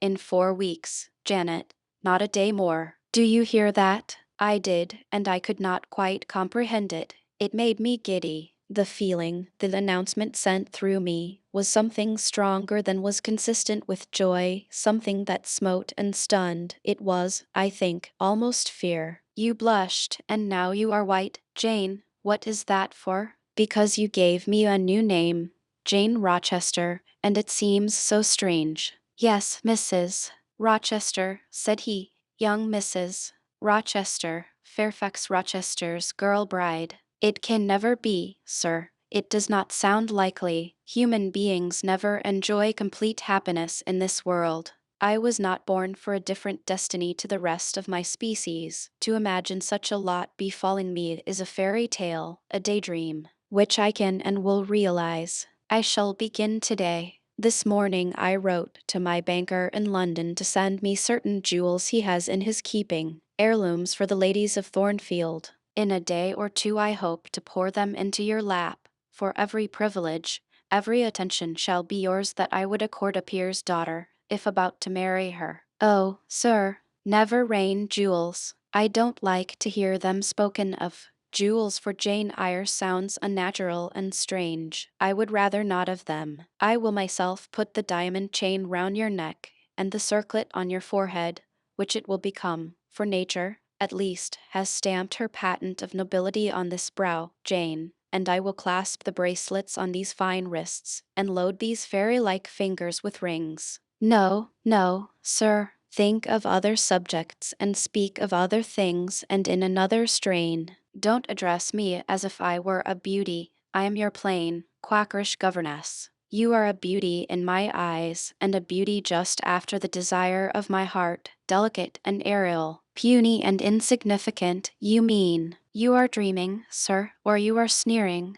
For God's sake, don't be ironical. I will make the world acknowledge you a beauty, too, he went on, while I really became uneasy at the strain he had adopted, because I felt he was either deluding himself or trying to delude me. I will attire my Jane in satin and lace, and she shall have roses in her hair, and I will cover the head I love best with a priceless veil. And then you won't know me, sir, and I shall not be your Jane Eyre any longer, but an ape in a harlequin's jacket, a jay in borrowed plumes. I would as soon see you, Mr. Rochester, tricked out in stage trappings, as myself clad in a court lady's robe. And I don't call you handsome, sir, though I love you most dearly, far too dearly to flatter you. Don't flatter me. He pursued his theme, however, without noticing my deprecation. This very day I shall take you in the carriage to Millcote, and you must choose some dresses for yourself. I told you we shall be married in 4 weeks. The wedding is to take place quietly, in the church down below over there, and then I shall waft you away at once to town. After a brief stay there, I shall bear my treasure to regions nearer the sun, to French vineyards and Italian plains, and she shall see whatever is famous in old story and in modern record. She shall taste, too, of the life of cities, and she shall learn to value herself by just comparison with others. Shall I travel? And with you, sir? You shall sojourn at Paris, Rome, and Naples, at Florence, Venice, and Vienna. All the ground I have wandered over shall be retrodden by you. Wherever I stamped my hoof, your sylph's foot shall step also. 10 years since, I flew through Europe half mad, with disgust, hate, and rage as my companions. Now I shall revisit it healed and cleansed, with a very angel as my comforter. I laughed at him as he said this. I am not an angel, I asserted,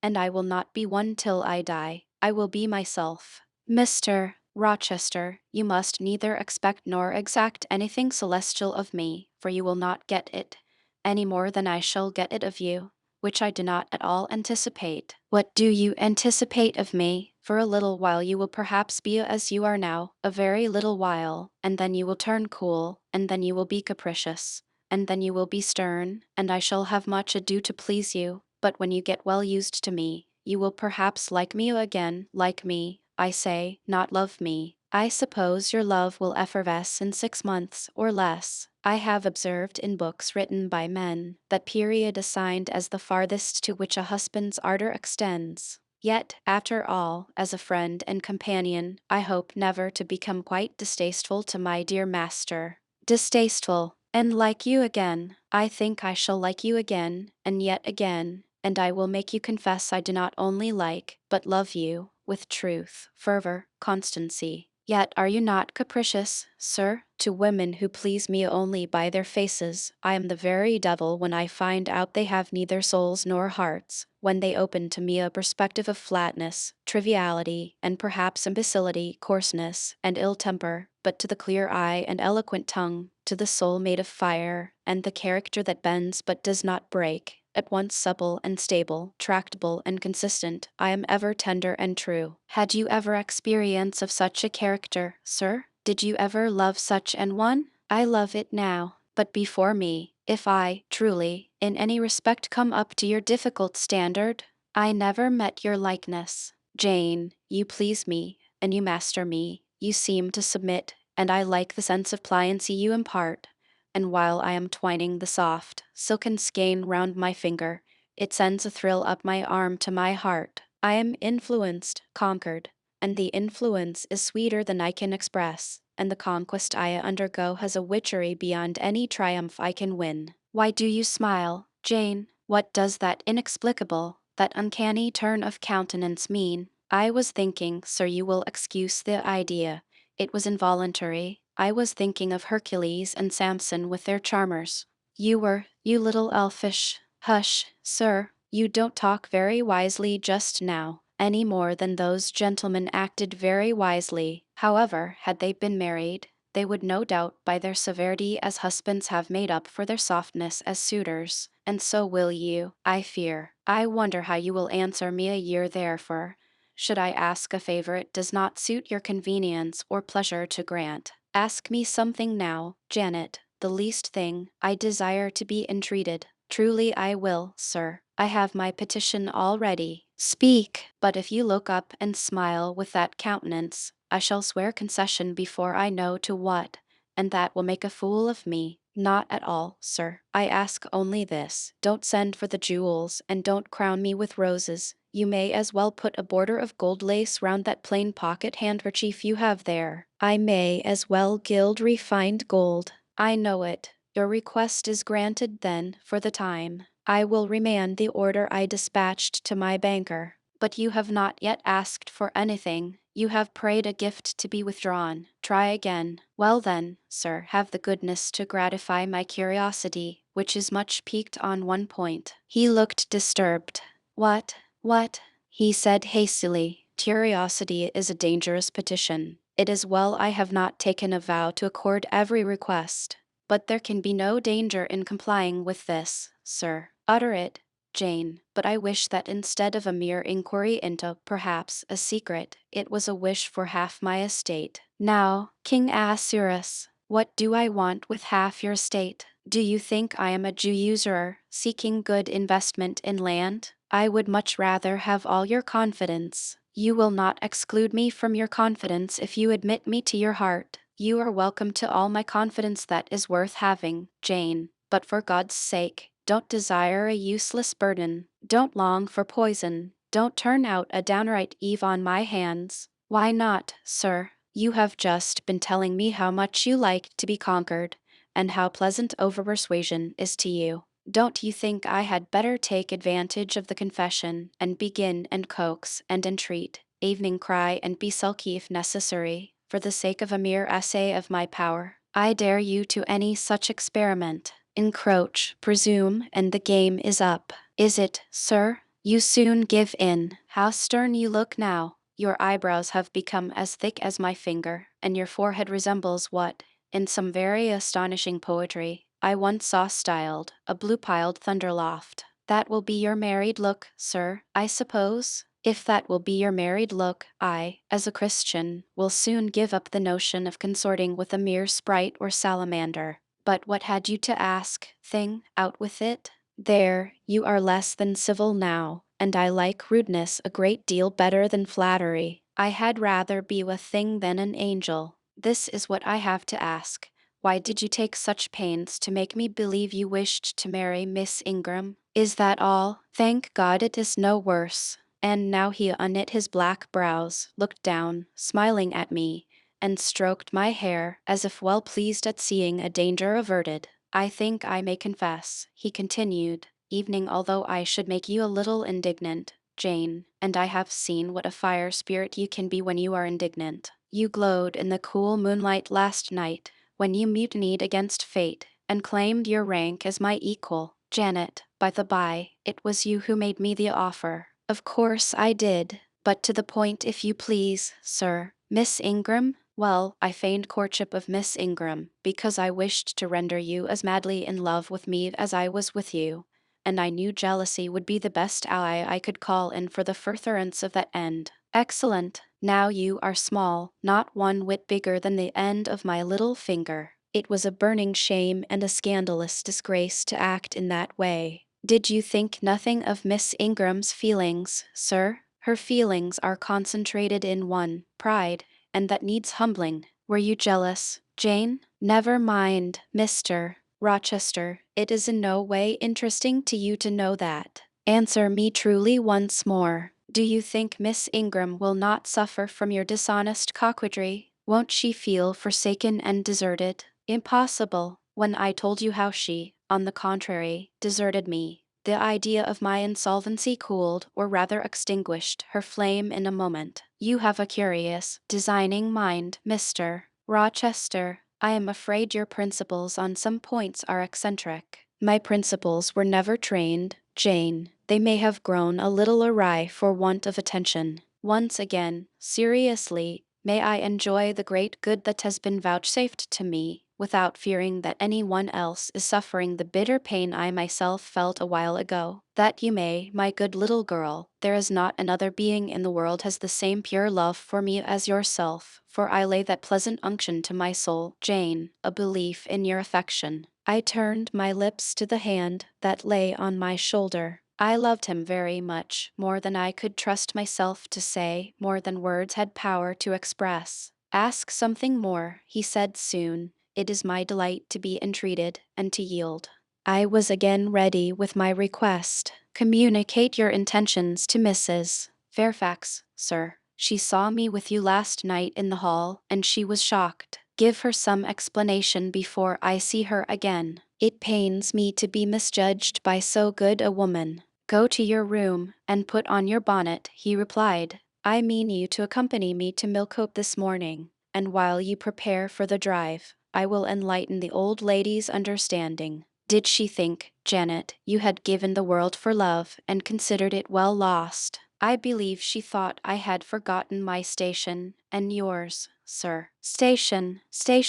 Your station is in my heart, and on the necks of those who would insult you, now or hereafter. Though, I was soon dressed, and when I heard Mr. Rochester quit Mrs. Fairfax's parlor, I hurried down to it. The old lady had been reading her morning portion of Scripture, the lesson for the day. Her Bible lay open before her, and her spectacles were upon it. Her occupation, suspended by Mr. Rochester's announcement, seemed now forgotten. Her eyes, fixed on the blank wall opposite, expressed the surprise of a quiet mind stirred by unwonted tidings. Seeing me, she roused herself. She made a sort of effort to smile, and framed a few words of congratulation, but the smile expired, and the sentence was abandoned unfinished. She put up her spectacles, shut the Bible, and pushed her chair back from the table. I feel so astonished, she began. I hardly know what to say to you, Miss Eyre. I have surely not been dreaming, have I? Sometimes I half fall asleep when I am sitting alone and fancy things that have never happened. It has seemed to me more than once when I have been in a doze, that my dear husband, who died 15 years since, has come in and sat down beside me, and that I have even heard him call me by my name, Alice, as he used to do. Now, can you tell me whether it is actually true that Mr. Rochester has asked you to marry him? Don't laugh at me, but I really thought he came in here 5 minutes ago and said that in a month you would be his wife. He has said the same thing to me, I replied. He has. Do you believe him? Have you accepted him? Yes. She looked at me bewildered.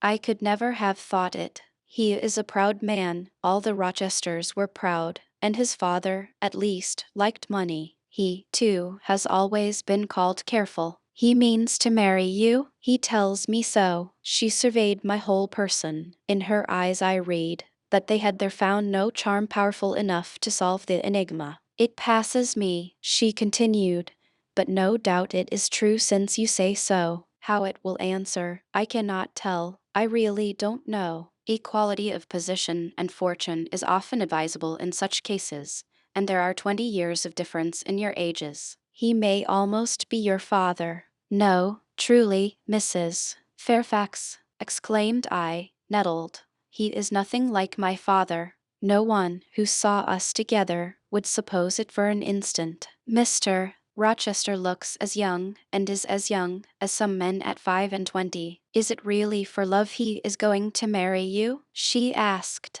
I was so hurt by her coldness and skepticism that the tears rose to my eyes. I am sorry to grieve you, pursued the widow, but you are so young and so little acquainted with men. I wished to put you on your guard. It is an old saying that all is not gold that glitters, and in this case I do fear there will be something found to be different to what either you or I expect. Why, am I a monster? I said, is it impossible that Mr. Rochester should have a sincere affection for me? No, you are very well, and much improved of late, and Mr. Rochester, I dare say, is fond of you. I have always noticed that you were a sort of pet of his. There are times when, for your sake, I have been a little uneasy at his marked preference, and have wished to put you on your guard, but I did not like to suggest even the possibility of wrong. I knew such an idea would shock, perhaps offend you, and you were so discreet, and so thoroughly modest and sensible, I hoped you may be trusted to protect yourself.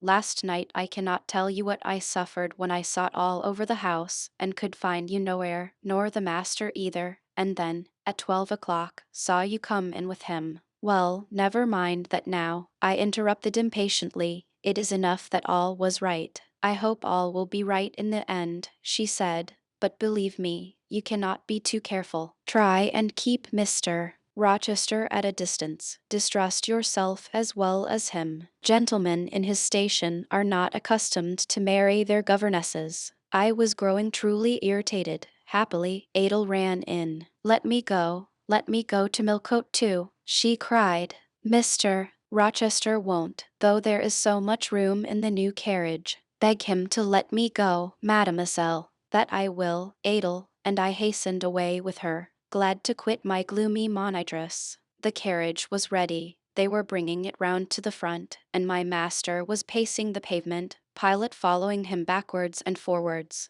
Adele may accompany us, may she not, sir? I told her no. I'll have no brats. I'll have only you. Do let her go, Mr. Rochester, if you please. It would be better. Not it. She will be a restraint. He was quite peremptory, both in look and voice. The chill of Mrs. Fairfax's warnings and the damp of her doubts were upon me. Something of unsubstantiality and uncertainty had beset my hopes. I half lost the sense of power over him. I was about mechanically to obey him, without further remonstrance, but as he helped me into the carriage, he looked at my face. What is the matter? He asked. All the sunshine is gone. Do you really wish the bairn to go? Will it annoy you if she is left behind? I would far rather she went, sir. Then off for your bonnet, and back like a flash of lightning, cried he to Adele. She obeyed him with what speed she may. After all, a single morning's interruption will not matter much, said he, when I mean shortly to claim you, your thoughts, conversation, and company for life. Adele, when lifted in, commenced kissing me, by way of expressing her gratitude for my intercession. She was instantly stowed away into a corner on the other side of him. She then peeped round to where I sat. So stern a neighbor was too restrictive to him, in his present fractious mood. She dared whisper no observations, nor ask of him any information. Let her come to me, I entreated. She will, perhaps, trouble you, sir. There is plenty of room on this side. He handed her over as if she had been a lapdog. I'll send her to school yet, he said, but now he was smiling. Adele heard him, and asked if she was to go to school sans mademoiselle. Yes, he replied, Absolutely sans mademoiselle, for I am to take mademoiselle to the moon, and there I shall seek a cave in one of the white valleys among the volcano tops, and mademoiselle shall live with me there, and only me. She will have nothing to eat. You will starve her, observed Adel. I shall gather manna for her morning and night. The plains and hillsides in the moon are bleached with manna. Adel, she will want to warm herself. What will she do for a fire? Fire rises out of the lunar mountains. When she is cold, I'll carry her up to a peak and lay her down on the edge of a crater. Oh, quel y sera mal, pew comfortable. And her clothes, they will wear out. How can she get new ones? Mr. Rochester professed to be puzzled. Hem, said he. What would you do, Adel? Cudgel your brains for an expedient. How would a white or a pink cloud answer for a gown? Do you think, and one could cut a pretty enough scarf out of a rainbow? She is far better as she is, concluded Adel, after musing some time. Besides, she would get tired of living with only you in the moon. If I were mademoiselle, I would never consent to go with you. She has consented. She has pledged her word. But you can't get her there. There is no road to the moon. It is all air, and neither you nor she can fly. Adel, look at that field. We were now outside Thornfield gates, and bowling lightly along the smooth road to Millcote, where the dust was well laid by the thunderstorm, and where the low hedges and lofty timber trees on each side glistened green and rain-refreshed. In that field, Adel, I was walking late one evening about a fortnight since, the evening of the day you helped me to make hay in the orchard meadows, and, as I was tired with raking swaths, I sat down to rest me on a stile, and there I took out a little book and a pencil, and began to write about a misfortune that befell me long ago, and a wish I had for happy days to come. I was riding away very fast, though daylight was fading from the leaf, when something came up the path and stopped 2 yards off me. I looked at it. It was a little thing with a veil of gossamer on its head. I beckoned it to come near me. It stood soon at my knee. I never spoke to it, and it never spoke to me, in words, but I read its eyes, and it read mine, and our speechless colloquy was to this effect. It was a fairy, and come from Elfland, it said, and its errand was to make me happy. I must go with it out of the common world to a lonely place, such as the moon, for instance, and it nodded its head towards her horn, rising over Hay Hill. It told me of the alabaster cave and silver vale where we may live. I said I should like to go, but reminded it, as you did me, that I had no wings to fly. Oh, returned the fairy, that does not signify. Here is a talisman will remove all difficulties, and she held out a pretty gold ring. Put it, she said, on the fourth finger of my left hand, and I am yours, and you are mine, and we shall leave earth, and make our own heaven over there. She nodded again at the moon. The ring, Adel, is in my breeches pocket, under the disguise of a sovereign, but I mean soon to change it to a ring again. But what has mademoiselle to do with it? I don't care for the fairy. You said it was mademoiselle you would take to the moon? Mademoiselle is a fairy, he said, whispering mysteriously, upon which I told her not to mind his badinage, and she, on her part, evinced a fund of genuine French skepticism, denominating Mr. Rochester unrimenteur, and assuring him that she made no account whatever of his contes de fées, and that, du reste, il n'y avait pas de fesse, et quand même il y en avait. She was sure they would never appear to him, nor ever give him rings, or offer to live with him in the moon. The hour spent at Millcote was a somewhat harassing one to me. Mr. Rochester obliged me to go to a certain silk warehouse. There I was ordered to choose half a dozen dresses. I hated the business. I begged leave to defer it. No, it should be gone through with now. By dint of entreaties expressed in energetic whispers, I reduced the half-dozen to 2. These, however, he vowed he would select himself. With anxiety I watched his eye rove over the gay stores. He fixed on a rich silk of the most brilliant amethyst dye, and a superb pink satin. I told him in a new series of whispers that he may as well buy me a gold gown and a silver bonnet at once. I should certainly never venture to wear his choice. With infinite difficulty, for he was stubborn as a stone, I persuaded him to make an exchange in favor of a sober black satin and pearl gray silk. It may pass for the present, he said, but he would yet see me glittering like a pardera. Glad was I to get him out of the silk warehouse, and then out of a jeweler's shop. The more he bought me, the more my cheek burned with a sense of annoyance and degradation. As we re-entered the carriage, and I sat back feverish and fagged, I remembered what, in the hurry of events, dark and bright, I had wholly forgotten. The letter of my uncle, John Eyre, to Mrs. Reed, his intention to adopt me and make me his legatee.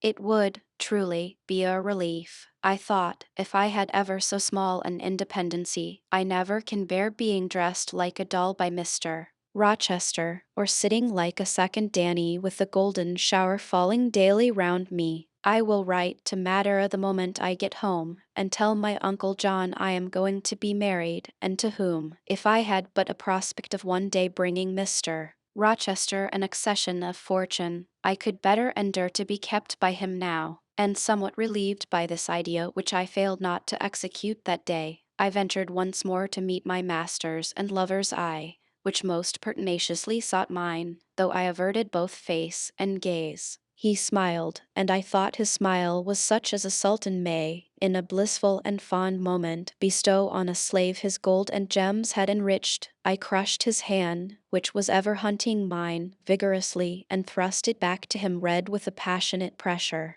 You need not look in that way, I said. If you do, I'll wear nothing but my old lowered frocks to the end of the chapter. I'll be married in this lilac gingham. You may make a dressing gown for yourself out of the pearl gray silk, and an infinite series of waistcoats out of the black satin. He chuckled. He rubbed his hands. Oh, it is rich to see and hear her, he exclaimed. Is she original? Is she piquant? I would not exchange this one little English girl for the Grand Turk's whole seraglio, gazelle eyes, houri forms, and all. The Eastern allusion bit me again. I'll not stand you an inch in the stead of a seraglio, I said, so don't consider me an equivalent for one. If you have a fancy for anything in that line, away with you, sir, to the bazaars of Stamboul without delay, and lay out in extensive slave purchases some of that spare cash you seem at a loss to spend satisfactorily here. And what will you do, Janet, while I am bargaining for so many tons of flesh and such an assortment of black eyes? I'll be preparing myself to go out as a missionary to preach liberty to them that are enslaved,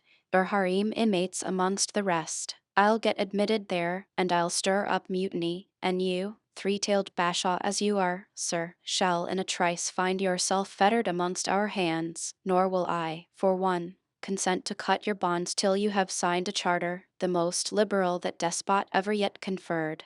I would consent to be at your mercy, Jane. I would have no mercy, Mr. Rochester, if you supplicated for it with an eye like that. While you looked so, I should be certain that whatever charter you may grant under coercion, your first act, when released, would be to violate its conditions. Why, Jane, what would you have? I fear you will compel me to go through a private marriage ceremony, besides that performed at the altar. You will stipulate, I see, for peculiar terms. What will they be? I only want an easy mind, sir, not crushed by crowded obligations. Do you remember what you said of Klein Varens? Of the diamonds, the cashmeres you gave her? I will not be your English Klein Varens. I shall continue to act as Adel's governess. By that I shall earn my board and lodging, and £30 a year besides. I'll furnish my own wardrobe out of that money, and you shall give me nothing but, well, but what?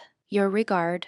And if I give you mine in return, that debt will be quit. Well, for cool native impudence and pure innate pride, you haven't your equal, said he. We were now approaching Thornfield. Will it please you to dine with me today? He asked, as we re-entered the gates. No, thank you, sir. And what for? No, thank you? If one may inquire, I never have dined with you, sir, and I see no reason why I should now. Till what? You delight in half-phrases. Till I can't help it. Do you suppose I eat like an ogre or a ghoul, that you dread being the companion of my repast? I have formed no supposition on the subject, sir, but I want to go on as usual for another month. You will give up your governessing slavery at once. Truly, begging your pardon, sir, I shall not. I shall just go on with it as usual. I shall keep out of your way all day, as I have been accustomed to do.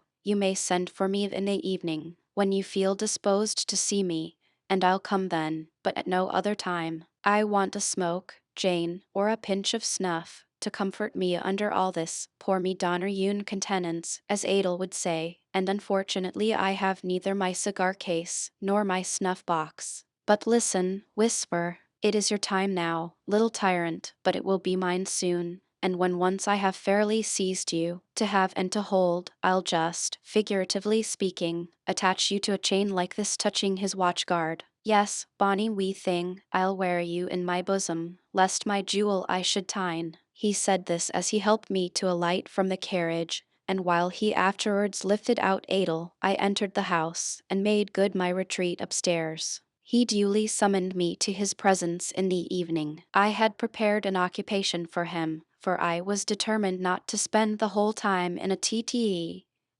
conversation. I remembered his fine voice. I knew he liked to sing, good singers generally do. I was no vocalist myself, and, in his fastidious judgment, no musician, either, but I delighted in listening when the performance was good. No sooner had twilight, that hour of romance, began to lower her blue and starry banner over the lattice, than I rose, opened the piano, and entreated him, for the love of heaven, to give me a song. He said I was a capricious witch, and that he would rather sing another time, but I averred that no time was like the present. Did I like his voice? He asked.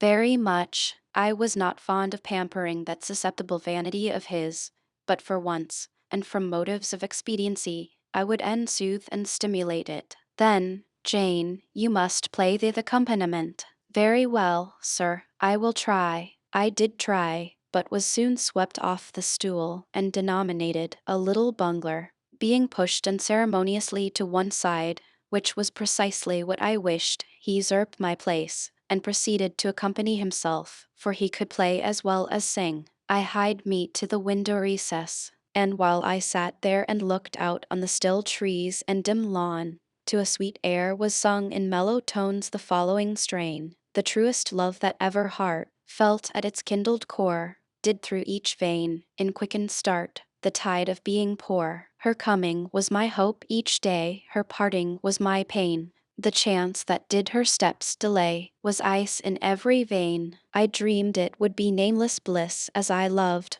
to be, and to this object did I press, as blind as eagerly, but wide as pathless was the space that lay our lives between, and dangerous as the foamy race of ocean surges green, and haunted as a robber bath through wilderness or wood. For May and right, and woe and wrath, between our spirits stood. I dangers dared, I hindrance scorned, I omens did defy. Whatever menaced, harassed, warned, I passed impetuous by. On sped my rainbow, fast as light.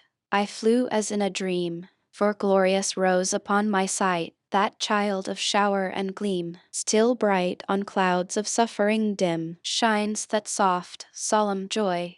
Nor care I now how dense and grim disasters gather near. I care not in this moment sweet, though all I have rushed o'er should come on pinion, strong and fleet, proclaiming vengeance sore. Though haughty hate should strike me down, right bar approach to me, and grinding may, with furious frown, swear endless enmity. My love has placed her little hand with noble faith in mine, and vowed that wedlock's sacred band our nature shall entwine. My love has sworn, with sealing kiss, with me to live, to die. I have at last my nameless bliss. As I loved am I. He rose and came towards me, and I saw his face all kindled, and his full falcon eye flashing, and tenderness and passion in every lineament. I quailed momentarily, then I rallied. Soft scene, daring demonstration, I would not have, and I stood in peril of both. A weapon of defense must be prepared.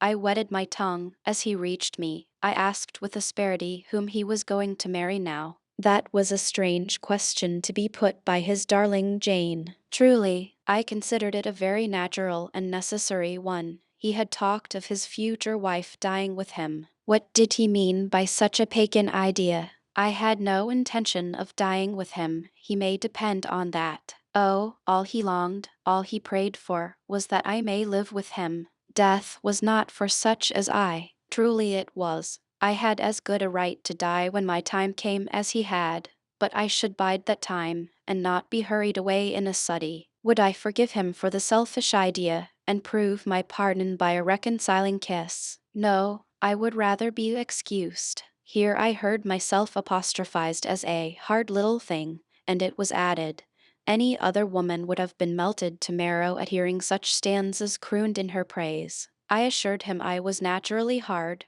very flinty, and that he would often find me so, and that, moreover, I was determined to show him divers rugged points in my character before the ensuing 4 weeks elapsed. He should know fully what sort of a bargain he had made, while there was yet time to rescind it. Would I be quiet and talk rationally? I would be quiet if he liked, and as to talking rationally, I flattered myself I was doing that now. He fretted, pished, and pshawed. Very good, I thought. You may fume and fidget as you please, but this is the best plan to pursue with you, I am certain. I like you more than I can say, but I'll not sink into a bathos of sentiment, and with this needle of repartee I'll keep you from the edge of the gulf too, and, moreover, maintain by its pungent aid that distance between you and myself most conducive to our real mutual advantage. From less to more, I worked him up to considerable irritation. Then, after he had retired, in dudgeon, quite to the other end of the room, I got up, and saying, I wish you good night, sir, in my natural and wonted respectful manner, I slipped out by the side door and got away. The system thus entered on, I pursued during the whole season of probation, and with the best success. He was kept, to be sure, rather cross and crusty, but on the whole I could see he was excellently entertained, and that a lamb-like submission and turtle-dove sensibility, while fostering his despotism more, would have pleased his judgment, satisfied his common sense, and evenings suited his taste less. In other people's presence I was, as formerly, deferential and quiet. Any other line of conduct being uncalled for, it was only in the evening conferences I thus thwarted and afflicted him. He continued to send for me punctually the moment the clock struck 7, though when I appeared before him now he had no such honeyed terms as love and darling on his lips. The best words at my service were provoking puppet, malicious elf, sprite, changeling, and sea. For caresses, too, I now got grimaces, for a pressure of the hand, a pinch on the arm, for a kiss on the cheek, a severe tweak of the ear. It was all right. At present I decidedly preferred these fierce favors to anything more tender. Mrs. Fairfax, I saw, approved me. Her anxiety on my account vanished. Therefore I was certain I did well. Meantime, Mr. Rochester affirmed I was wearing him to skin and bone, and threatened awful vengeance for my present conduct at some period fast coming. I laughed in my sleeve at his menaces. I can keep you in reasonable check now, I reflected, and I don't doubt to be able to do it hereafter. If one expedient loses its virtue, another must be devised. Yet after all my task was not an easy one. Often I would rather have pleased than teased him. My future husband was becoming to me my whole world, and more than the world, almost my hope of heaven. He stood between me and every thought of religion, as an eclipse intervenes between man and the broad sun. Chapter 25. The month of courtship had wasted. Its very last hours were being numbered. There was no putting off the day that advanced, the bridal day, and all preparations for its arrival were complete. I, at least, had nothing more to do. There were my trunks, packed, locked, corded, ranged in a row along the wall of my little chamber. To-morrow, at this time, they would be far on their road to London, and so should I D.V., or rather, not I, but one Jane Rochester, a person whom as yet I knew not. The cards of address alone remained to nail on. They lay, 4 little squares, in the drawer. Mr. Rochester had himself written the direction, Mrs. Rochester, Hotel, London, on each. I could not persuade myself to affix them or to have them affixed. Mrs. Rochester, she did not exist. She would not be born till tomorrow, sometime after 8 o'clock a.m., and I would wait to be assured she had come into the world alive before I assigned to her all that property. It was enough that in over their closet, opposite my dressing table, garments said to be hers had already displaced my black stuff-flowed frock and straw bonnet, for not to me appertained that suit of wedding raiment, the pearl-colored robe, the vapory veil pendant from the usurped portmanteau. I shut the closet to conceal the strange, wraith-like apparel it contained, which, at this evening hour, 9 o'clock, gave out certainly a most ghostly shimmer through the shadow of my apartment. I will leave you by yourself, white dream, I said. I am feverish. I hear the wind blowing. I will go out of doors and feel it. It was not only the hurry of preparation that made me feverish, not only the anticipation of the great change, the new life which was to commence tomorrow. Both these circumstances had their share, doubtless, in producing that restless, excited mood which hurried me forth at this late hour into the darkening grounds. But a third cause influenced my mind more than they. I had at heart a strange and anxious thought. Something had happened which I could not comprehend. No one knew of or had seen the event but myself. It had taken place the preceding night. Mr. Rochester, that night, was absent from home, nor was he yet returned. Business had called him to a small estate of 2 or 3 farms he possessed 30 miles off. Business it was requisite he should settle in person, previous to his meditated departure from England. I waited now his return, eager to disburthen my mind, and to seek of him the solution of the enigma that perplexed me. Stay till he comes, reader, and, when I disclose my secret to him, you shall share the confidence. I sought the orchard, driven to its shelter by the wind, which all day had blown strong and full from the south, without, however, bringing a speck of rain. Instead of subsiding as night drew on, it seemed to augment its rush and deepen its roar. The trees blew steadfastly one way, never writhing round, and scarcely tossing back their boughs once in an hour. So continuous was the strain bending their branchy heads northward. The clouds drifted from pole to pole, fast following, mass on mass. No glimpse of blue sky had been visible that July day. It was not without a certain wild pleasure I ran before the wind, delivering my trouble of mind to the measureless air torrent thundering through space. Descending the laurel walk, I faced the wreck of the chestnut tree. It stood up black and riven, the trunk, split down the center, gasped ghastly. The cloven halves were not broken from each other, for the firm base and strong roots kept them unsundered below. Though community of vitality was destroyed, the sap could flow no more. Their great boughs on each side were dead, and next winter's tempests would be sure to fell one or both to earth. As yet, however, they may be said to form one tree, a ruin, but an entire ruin. You did right to hold fast to each other, I said, as if the monster splinters were living things and could hear me. I think, scathed as you look, and charred and scorched, there must be a little sense of life in you yet, rising out of that adhesion at the faithful, honest roots. You will never have green leaves more, never more see birds making nests and singing idyls in your boughs. The time of pleasure and love is over with you, but you are not desolate. Each of you has a comrade to sympathize with him in his decay. As I looked up at them, the moon appeared momentarily in that part of the sky which filled their fissure. Her disk was blood-red and half overcast. She seemed to throw on me one bewildered, dreary glance, and buried herself again instantly in the deep drift of cloud. The wind fell, for a second, round Thornfield, but far away over wood and water poured a wild, melancholy wail. It was sad to listen to, and I ran off again. Here and there I strayed through the orchard, gathered up the apples with which the grass round the tree roots was thickly strewn. Then I employed myself in dividing the ripe from the unripe. I carried them into the house and put them away in the storeroom. Then I repaired to the library to ascertain whether the fire was lit, for, though summer, I knew on such a gloomy evening Mr. Rochester would like to see a cheerful hearth when he came in. Yes, the fire had been kindled some time, and burnt well. I placed his armchair by the chimney corner. I wheeled the table near it. I let down the curtain, and had the candles brought in ready for lighting. More restless than ever, When I had completed these arrangements, I could not sit still, nor evening remain in the house. A little timepiece in the room and the old clock in the hall simultaneously struck 10. "How late it grows," I said.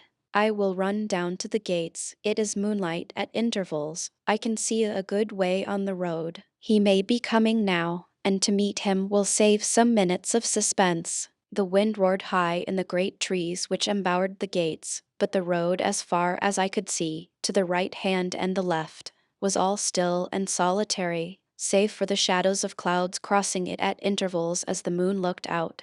It was but a long pale line, unvaried by one moving speck. A puerile tear dimmed my eye while I looked, a tear of disappointment and impatience. Ashamed of it, I wiped it away. I lingered. The moon shut herself wholly within her chamber, and drew close her curtain of dense cloud. The night grew dark, rain came driving fast on the gale. "I wish he would come, I wish he would come," I exclaimed, seized with hypochondriac foreboding. I had expected his arrival before tea. Now it was dark. What could keep him? Had an accident happened? The event of last night again recurred to me. I interpreted it as a warning of disaster. I feared my hopes were too bright to be realized, and I had enjoyed so much bliss lately that I imagined my fortune had passed its meridian and must now decline. Well, I cannot return to the house, I thought. I cannot sit by the fireside while he is abroad in inclement weather. Better tire my limbs than strain my heart. I will go forward and meet him. I set out.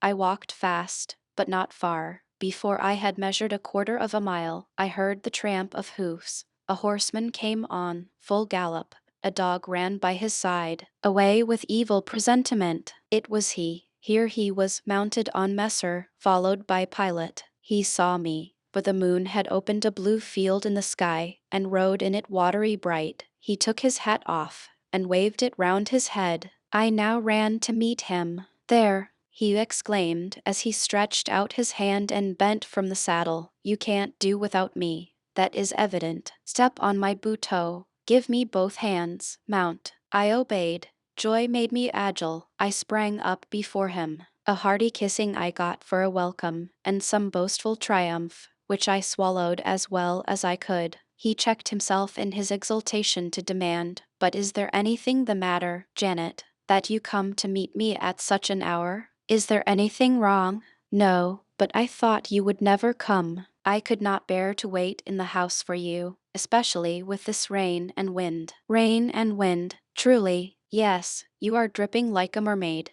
Pull my cloak round you, but I think you are feverish, Jane. Both your cheek and hand are burning hot. I ask again, is there anything the matter?" "Nothing now. I am neither afraid nor unhappy." "Then you have been both?" "Rather, but I'll tell you all about it by and by, sir, and I dare say you will only laugh at me for my pains." "I'll laugh at you heartily when tomorrow is past. Till then I dare not. My prize is not certain." "This is you, who have been as slippery as an eel this last month, and as thorny as a briar rose." I could not lay a finger anywhere but I was pricked, and now I seem to have gathered up a stray lamb in my arms. "You wandered out of the fold to seek your shepherd, did you, Jane?" "I wanted you, but don't boast. Here we are at Thornfield. Now let me get down." He landed me on the pavement. As John took his horse, and he followed me into the hall, he told me to make haste and put something dry on, and then return to him in the library, and he stopped me, as I made for the staircase, to extort a promise that I would not be long, nor was I long. In 5 minutes I rejoined him. I found him at supper. "Take a seat and bear me company, Jane. Please God, it is the last meal but one you will eat at Thornfield Hall for a long time." I sat down near him, but told him I could not eat. "Is it because you have the prospect of a journey before you, Jane? Is it the thoughts of going to London that takes away your appetite?" "I cannot see my prospects clearly tonight, sir, and I hardly know what thoughts I have in my head. Everything in life seems unreal. Accept me. I am substantial enough. Touch me. You, sir, are the most phantom-like of all. You are a mere dream." He held out his hand, laughing. "Is that a dream?" said he, placing it close to my eyes. He had a rounded, muscular, and vigorous hand as well as a long, strong arm. Yes, though I touch it, it is a dream, said I, as I put it down from before my face. Sir, have you finished supper? Yes, Jane. I rang the bell and ordered away the tray. When we were again alone, I stirred the fire, and then took a low seat at my master's knee. It is near midnight, I said. Yes, but remember, Jane, you promised to wake with me the night before my wedding. I did, and I will keep my promise, for an hour or two at least. I have no wish to go to bed. Are all your arrangements complete? All, sir. And on my part likewise, he returned. I have settled everything, and we shall leave Thornfield to-morrow, within half an hour after our return from church. Very well, sir. With what an extraordinary smile you uttered that word. Very well, Jane. What a bright spot of color you have on each cheek, and how strangely your eyes glitter. Are you well? I believe I am. Believe? What is the matter? Tell me what you feel. I could not, sir. No words could tell you what I feel. I wish this present hour would never end. Who knows with what fate the next may come charged? This is hypochondria, Jane. You have been overexcited or overfatigued. Do you, sir, feel calm and happy? Calm? No, but happy to the heart's core. I looked up at him to read the signs of bliss in his face. It was ardent and flushed. Give me your confidence, Jane, he said. Relieve your mind of any weight that oppresses it, by imparting it to me. What do you fear? That I shall not prove a good husband? It is the idea farthest from my thoughts. Are you apprehensive of the new sphere you are about to enter? Of the new life into which you are passing? No, you puzzle me, Jane. Your look and tone of sorrowful audacity perplex and pain me. I want an explanation. Then, sir, listen. You were from home last night? I know that. And you hinted a while ago at something which had happened in my absence, nothing, probably, of consequence, but, in short, it has disturbed you. Let me hear it. Mrs. Fairfax has said something, perhaps, or you have overheard the servants talk. Your sensitive self-respect has been wounded. No, sir. It struck 12. I waited till the timepiece had concluded its silver chime, and the clock its hoarse, vibrating stroke, and then I proceeded. All day yesterday I was very busy, and very happy in my ceaseless bustle, for I am not, as you seem to think, troubled by any haunting fears about the new sphere, etc. I think it a glorious thing to have the hope of living with you, because I love you. No, sir, don't caress me now. Let me talk undisturbed. Yesterday I trusted well in Providence, and believed that events were working together for your good and mine. It was a fine day, if you recollect. The calmness of the air and sky forbade apprehensions respecting your safety or comfort on your journey. I walked a little while on the pavement after tea, thinking of you, and I beheld you in imagination so near me, I scarcely missed your actual presence. I thought of the life that lay before me, your life, sir, an existence more expansive and stirring than my own, as much more so as the depths of the sea to which the brook runs are than the shallows of its own straight channel. I wondered why moralists call this world a dreary wilderness. For me it blossomed like a rose. Just at sunset, the air turned cold and the sky cloudy. I went in. Sophie called me upstairs to look at my wedding dress, which they had just brought, and under it in the box I found your present, the veil which, in your princely extravagance, you sent for from London, resolved, I suppose, since I would not have jewels, to cheat me into accepting something as costly. I smiled as I unfolded it, and devised how I would tease you about your aristocratic tastes, and your efforts to mask your plebeian bride in the attributes of a peeress. I thought how I would carry down to you the square of unembroidered blonde I had myself prepared as a covering for my low-born head, and ask if that was not good enough for a woman who could bring her husband neither fortune, beauty, nor connections. I saw plainly how you would look, and heard your impetuous republican answers, and your haughty disavowal of any necessity on your part to augment your wealth, or elevate your standing, by marrying either a purse or a coronet. How well you read me, you witch, interposed Mr. Rochester. But what did you find in the veil besides its embroidery? Did you find poison, or a dagger, that you look so mournful now? No, no, sir. Besides the delicacy and richness of the fabric, I found nothing save Fairfax Rochester's pride, and that did not scare me, because I am used to the sight of the demon. But, sir, as it grew dark, the wind rose. It blew yesterday evening, not as it blows now, wild and high, but with a sullen, moaning sound far more eerie. I wished you were at home. I came into this room, and the sight of the empty chair and fireless hearth chilled me. For some time after I went to bed, I could not sleep. A sense of anxious excitement distressed me. The gale still rising seemed to my ear to muffle a mournful undersound. Whether in the house or abroad I could not at first tell, but it recurred, doubtful yet doleful at every lull. At last I made out it must be some dog howling at a distance. I was glad when it ceased. On sleeping, I continued in dreams the idea of a dark and gusty night. I continued also the wish to be with you, and experienced a strange, regretful consciousness of some barrier dividing us.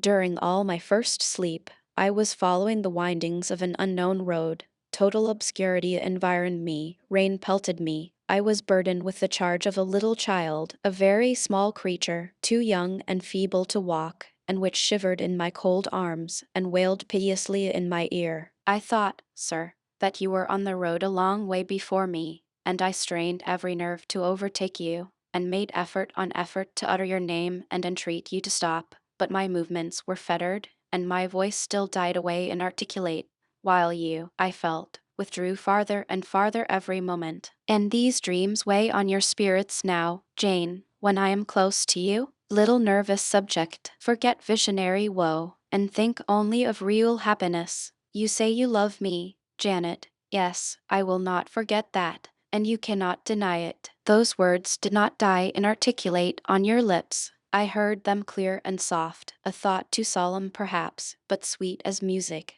I think it is a glorious thing to have the hope of living with you, Edward, because I love you. Do you love me, Jane? Repeat it. I do, sir, I do, with my whole heart. Well, he said, after some minutes' silence, it is strange, but that sentence has penetrated my breast painfully. Why? I think because you said it with such an earnest, religious energy, and because your upward gaze at me now is the very sublime of faith, truth, and devotion. It is too much as if some spirit were near me. Look wicked, Jane, as you know well how to look. Coin one of your wild, shy, provoking smiles. Tell me you hate me, tease me, vex me, do anything but move me. I would rather be incensed than saddened. I will tease you and vex you to your heart's content, when I have finished my tale. But hear me to the end. I thought, Jane, you had told me all. I thought I had found the source of your melancholy in a dream. I shook my head. What? Is there more? But I will not believe it to be anything important. I warn you of incredulity beforehand. Go on. The disquietude of his air, the somewhat apprehensive impatience of his manner, surprised me, but I proceeded. I dreamt another dream, sir. That Thornfield Hall was a dreary ruin, the retreat of bats and owls. I thought that of all the stately front nothing remained but a shell-like wall, very high and very fragile-looking. I wandered, on a moonlight night, through the grass-grown enclosure within. Here I stumbled over a marble hearth, and there over a fallen fragment of cornice. Wrapped up in a shawl, I still carried the unknown little child. I may not lay it down anywhere, however tired were my arms, however much its weight impeded my progress. I must retain it. I heard the gallop of a horse at a distance on the road. I was sure it was you, and you were departing for many years and for a distant country. I climbed the thin wall with frantic, perilous haste, eager to catch one glimpse of you from the top. The stones rolled from under my feet. The ivy branches I grasped gave way. The child clung round my neck in terror, and almost strangled me. At last I gained the summit. I saw you like a speck on a white track, lessening every moment. The blast blew so strong I could not stand. I sat down on the narrow ledge. I hushed the scared infant in my lap. You turned an angle of the road. I bent forward to take a last look. The wall crumbled. I was shaken. The child rolled from my knee. I lost my balance, fell, and woke. Now, Jane, that is all. All the preface, sir. The tale is yet to come. On waking, a gleam dazzled my eyes. I thought, Oh, it is daylight. But I was mistaken. It was only candlelight. Sophie, I supposed, had come in. There was a light in the dressing table and the door of the closet, where, before going to bed, I had hung my wedding dress and veil, stood open. I heard a rustling there. I asked, Sophie, what are you doing? No one answered, but a form emerged from the closet. It took the light, held it aloft, and surveyed the garments pendant from the portmanteau. Sophie, Sophie, I again cried, and still it was silent. I had risen up in bed, I bent forward. First surprise, then bewilderment, came over me, and then my blood crept cold through my veins. Mr. Rochester, this was not Sophie, it was not Lee, it was not Mrs. Fairfax, it was not, no, I was sure of it, and am still, it was not evening that strange woman, Grace Poole. It must have been one of them, interrupted my master. No, sir, I solemnly assure you to the contrary. The shape standing before me had never crossed my eyes within the precincts of Thornfield Hall before. The height, the contour were new to me. Describe it, Jane. It seemed, sir, a woman, tall and large, with thick and dark hair hanging long down her back. I know not what dress she had on. It was white and straight, but whether gown, sheet, or shroud, I cannot tell. Did you see her face? Not at first, but soon she took my veil from its place. She held it up, gazed at it long, and then she threw it over her own head and turned to the mirror. At that moment I saw the reflection of the visage and features quite distinctly in the dark oblong glass. And how were they? Fearful and ghastly to me. Oh, sir, I never saw a face like it. It was a discolored face, it was a savage face. I wish I could forget the roll of the red eyes and the fearful blackened inflation of the lineaments. Ghosts are usually pale, Jane. This, sir, was purple. The lips were swelled and dark, the brow furrowed, the black eyebrows widely raised over the bloodshot eyes. Shall I tell you of what it reminded me? You may. Of the foul German spectre, the vampire. Ah, what did it do, sir? It removed my veil from its gaunt head, rent it in two parts, and flinging both on the floor, trampled on them.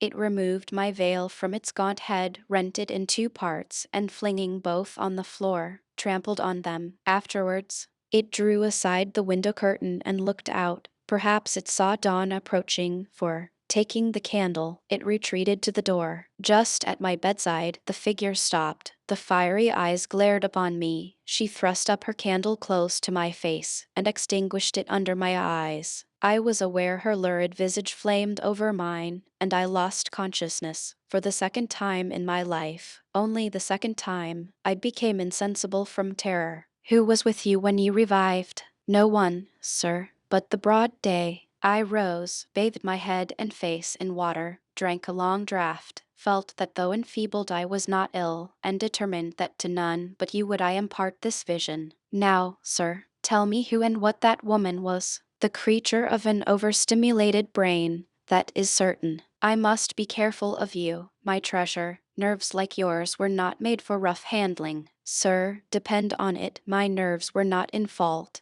The thing was real. The transaction actually took place. And your previous dreams, were they real too? Is Thornfield Hall a ruin? Am I severed from you by insuperable obstacles? Am I leaving you without a tear, without a kiss, without a word? Not yet. Am I about to do it? Why, the day is already commenced which is to bind us indissolubly, and when we are once united, there shall be no recurrence of these mental terrors. I guarantee that. Mental terrors, sir. I wish I could believe them to be only such. I wish it more now than ever. Since evening you cannot explain to me the mystery of that awful visitant. And since I cannot do it, Jane, it must have been unreal. But, sir, when I said so to myself on rising this morning, and when I looked round the room to gather courage and comfort from the cheerful aspect of each familiar object in full daylight, there, on the carpet, I saw what gave the distinct lie to my hypothesis, the veil, torn from top to bottom in two halves.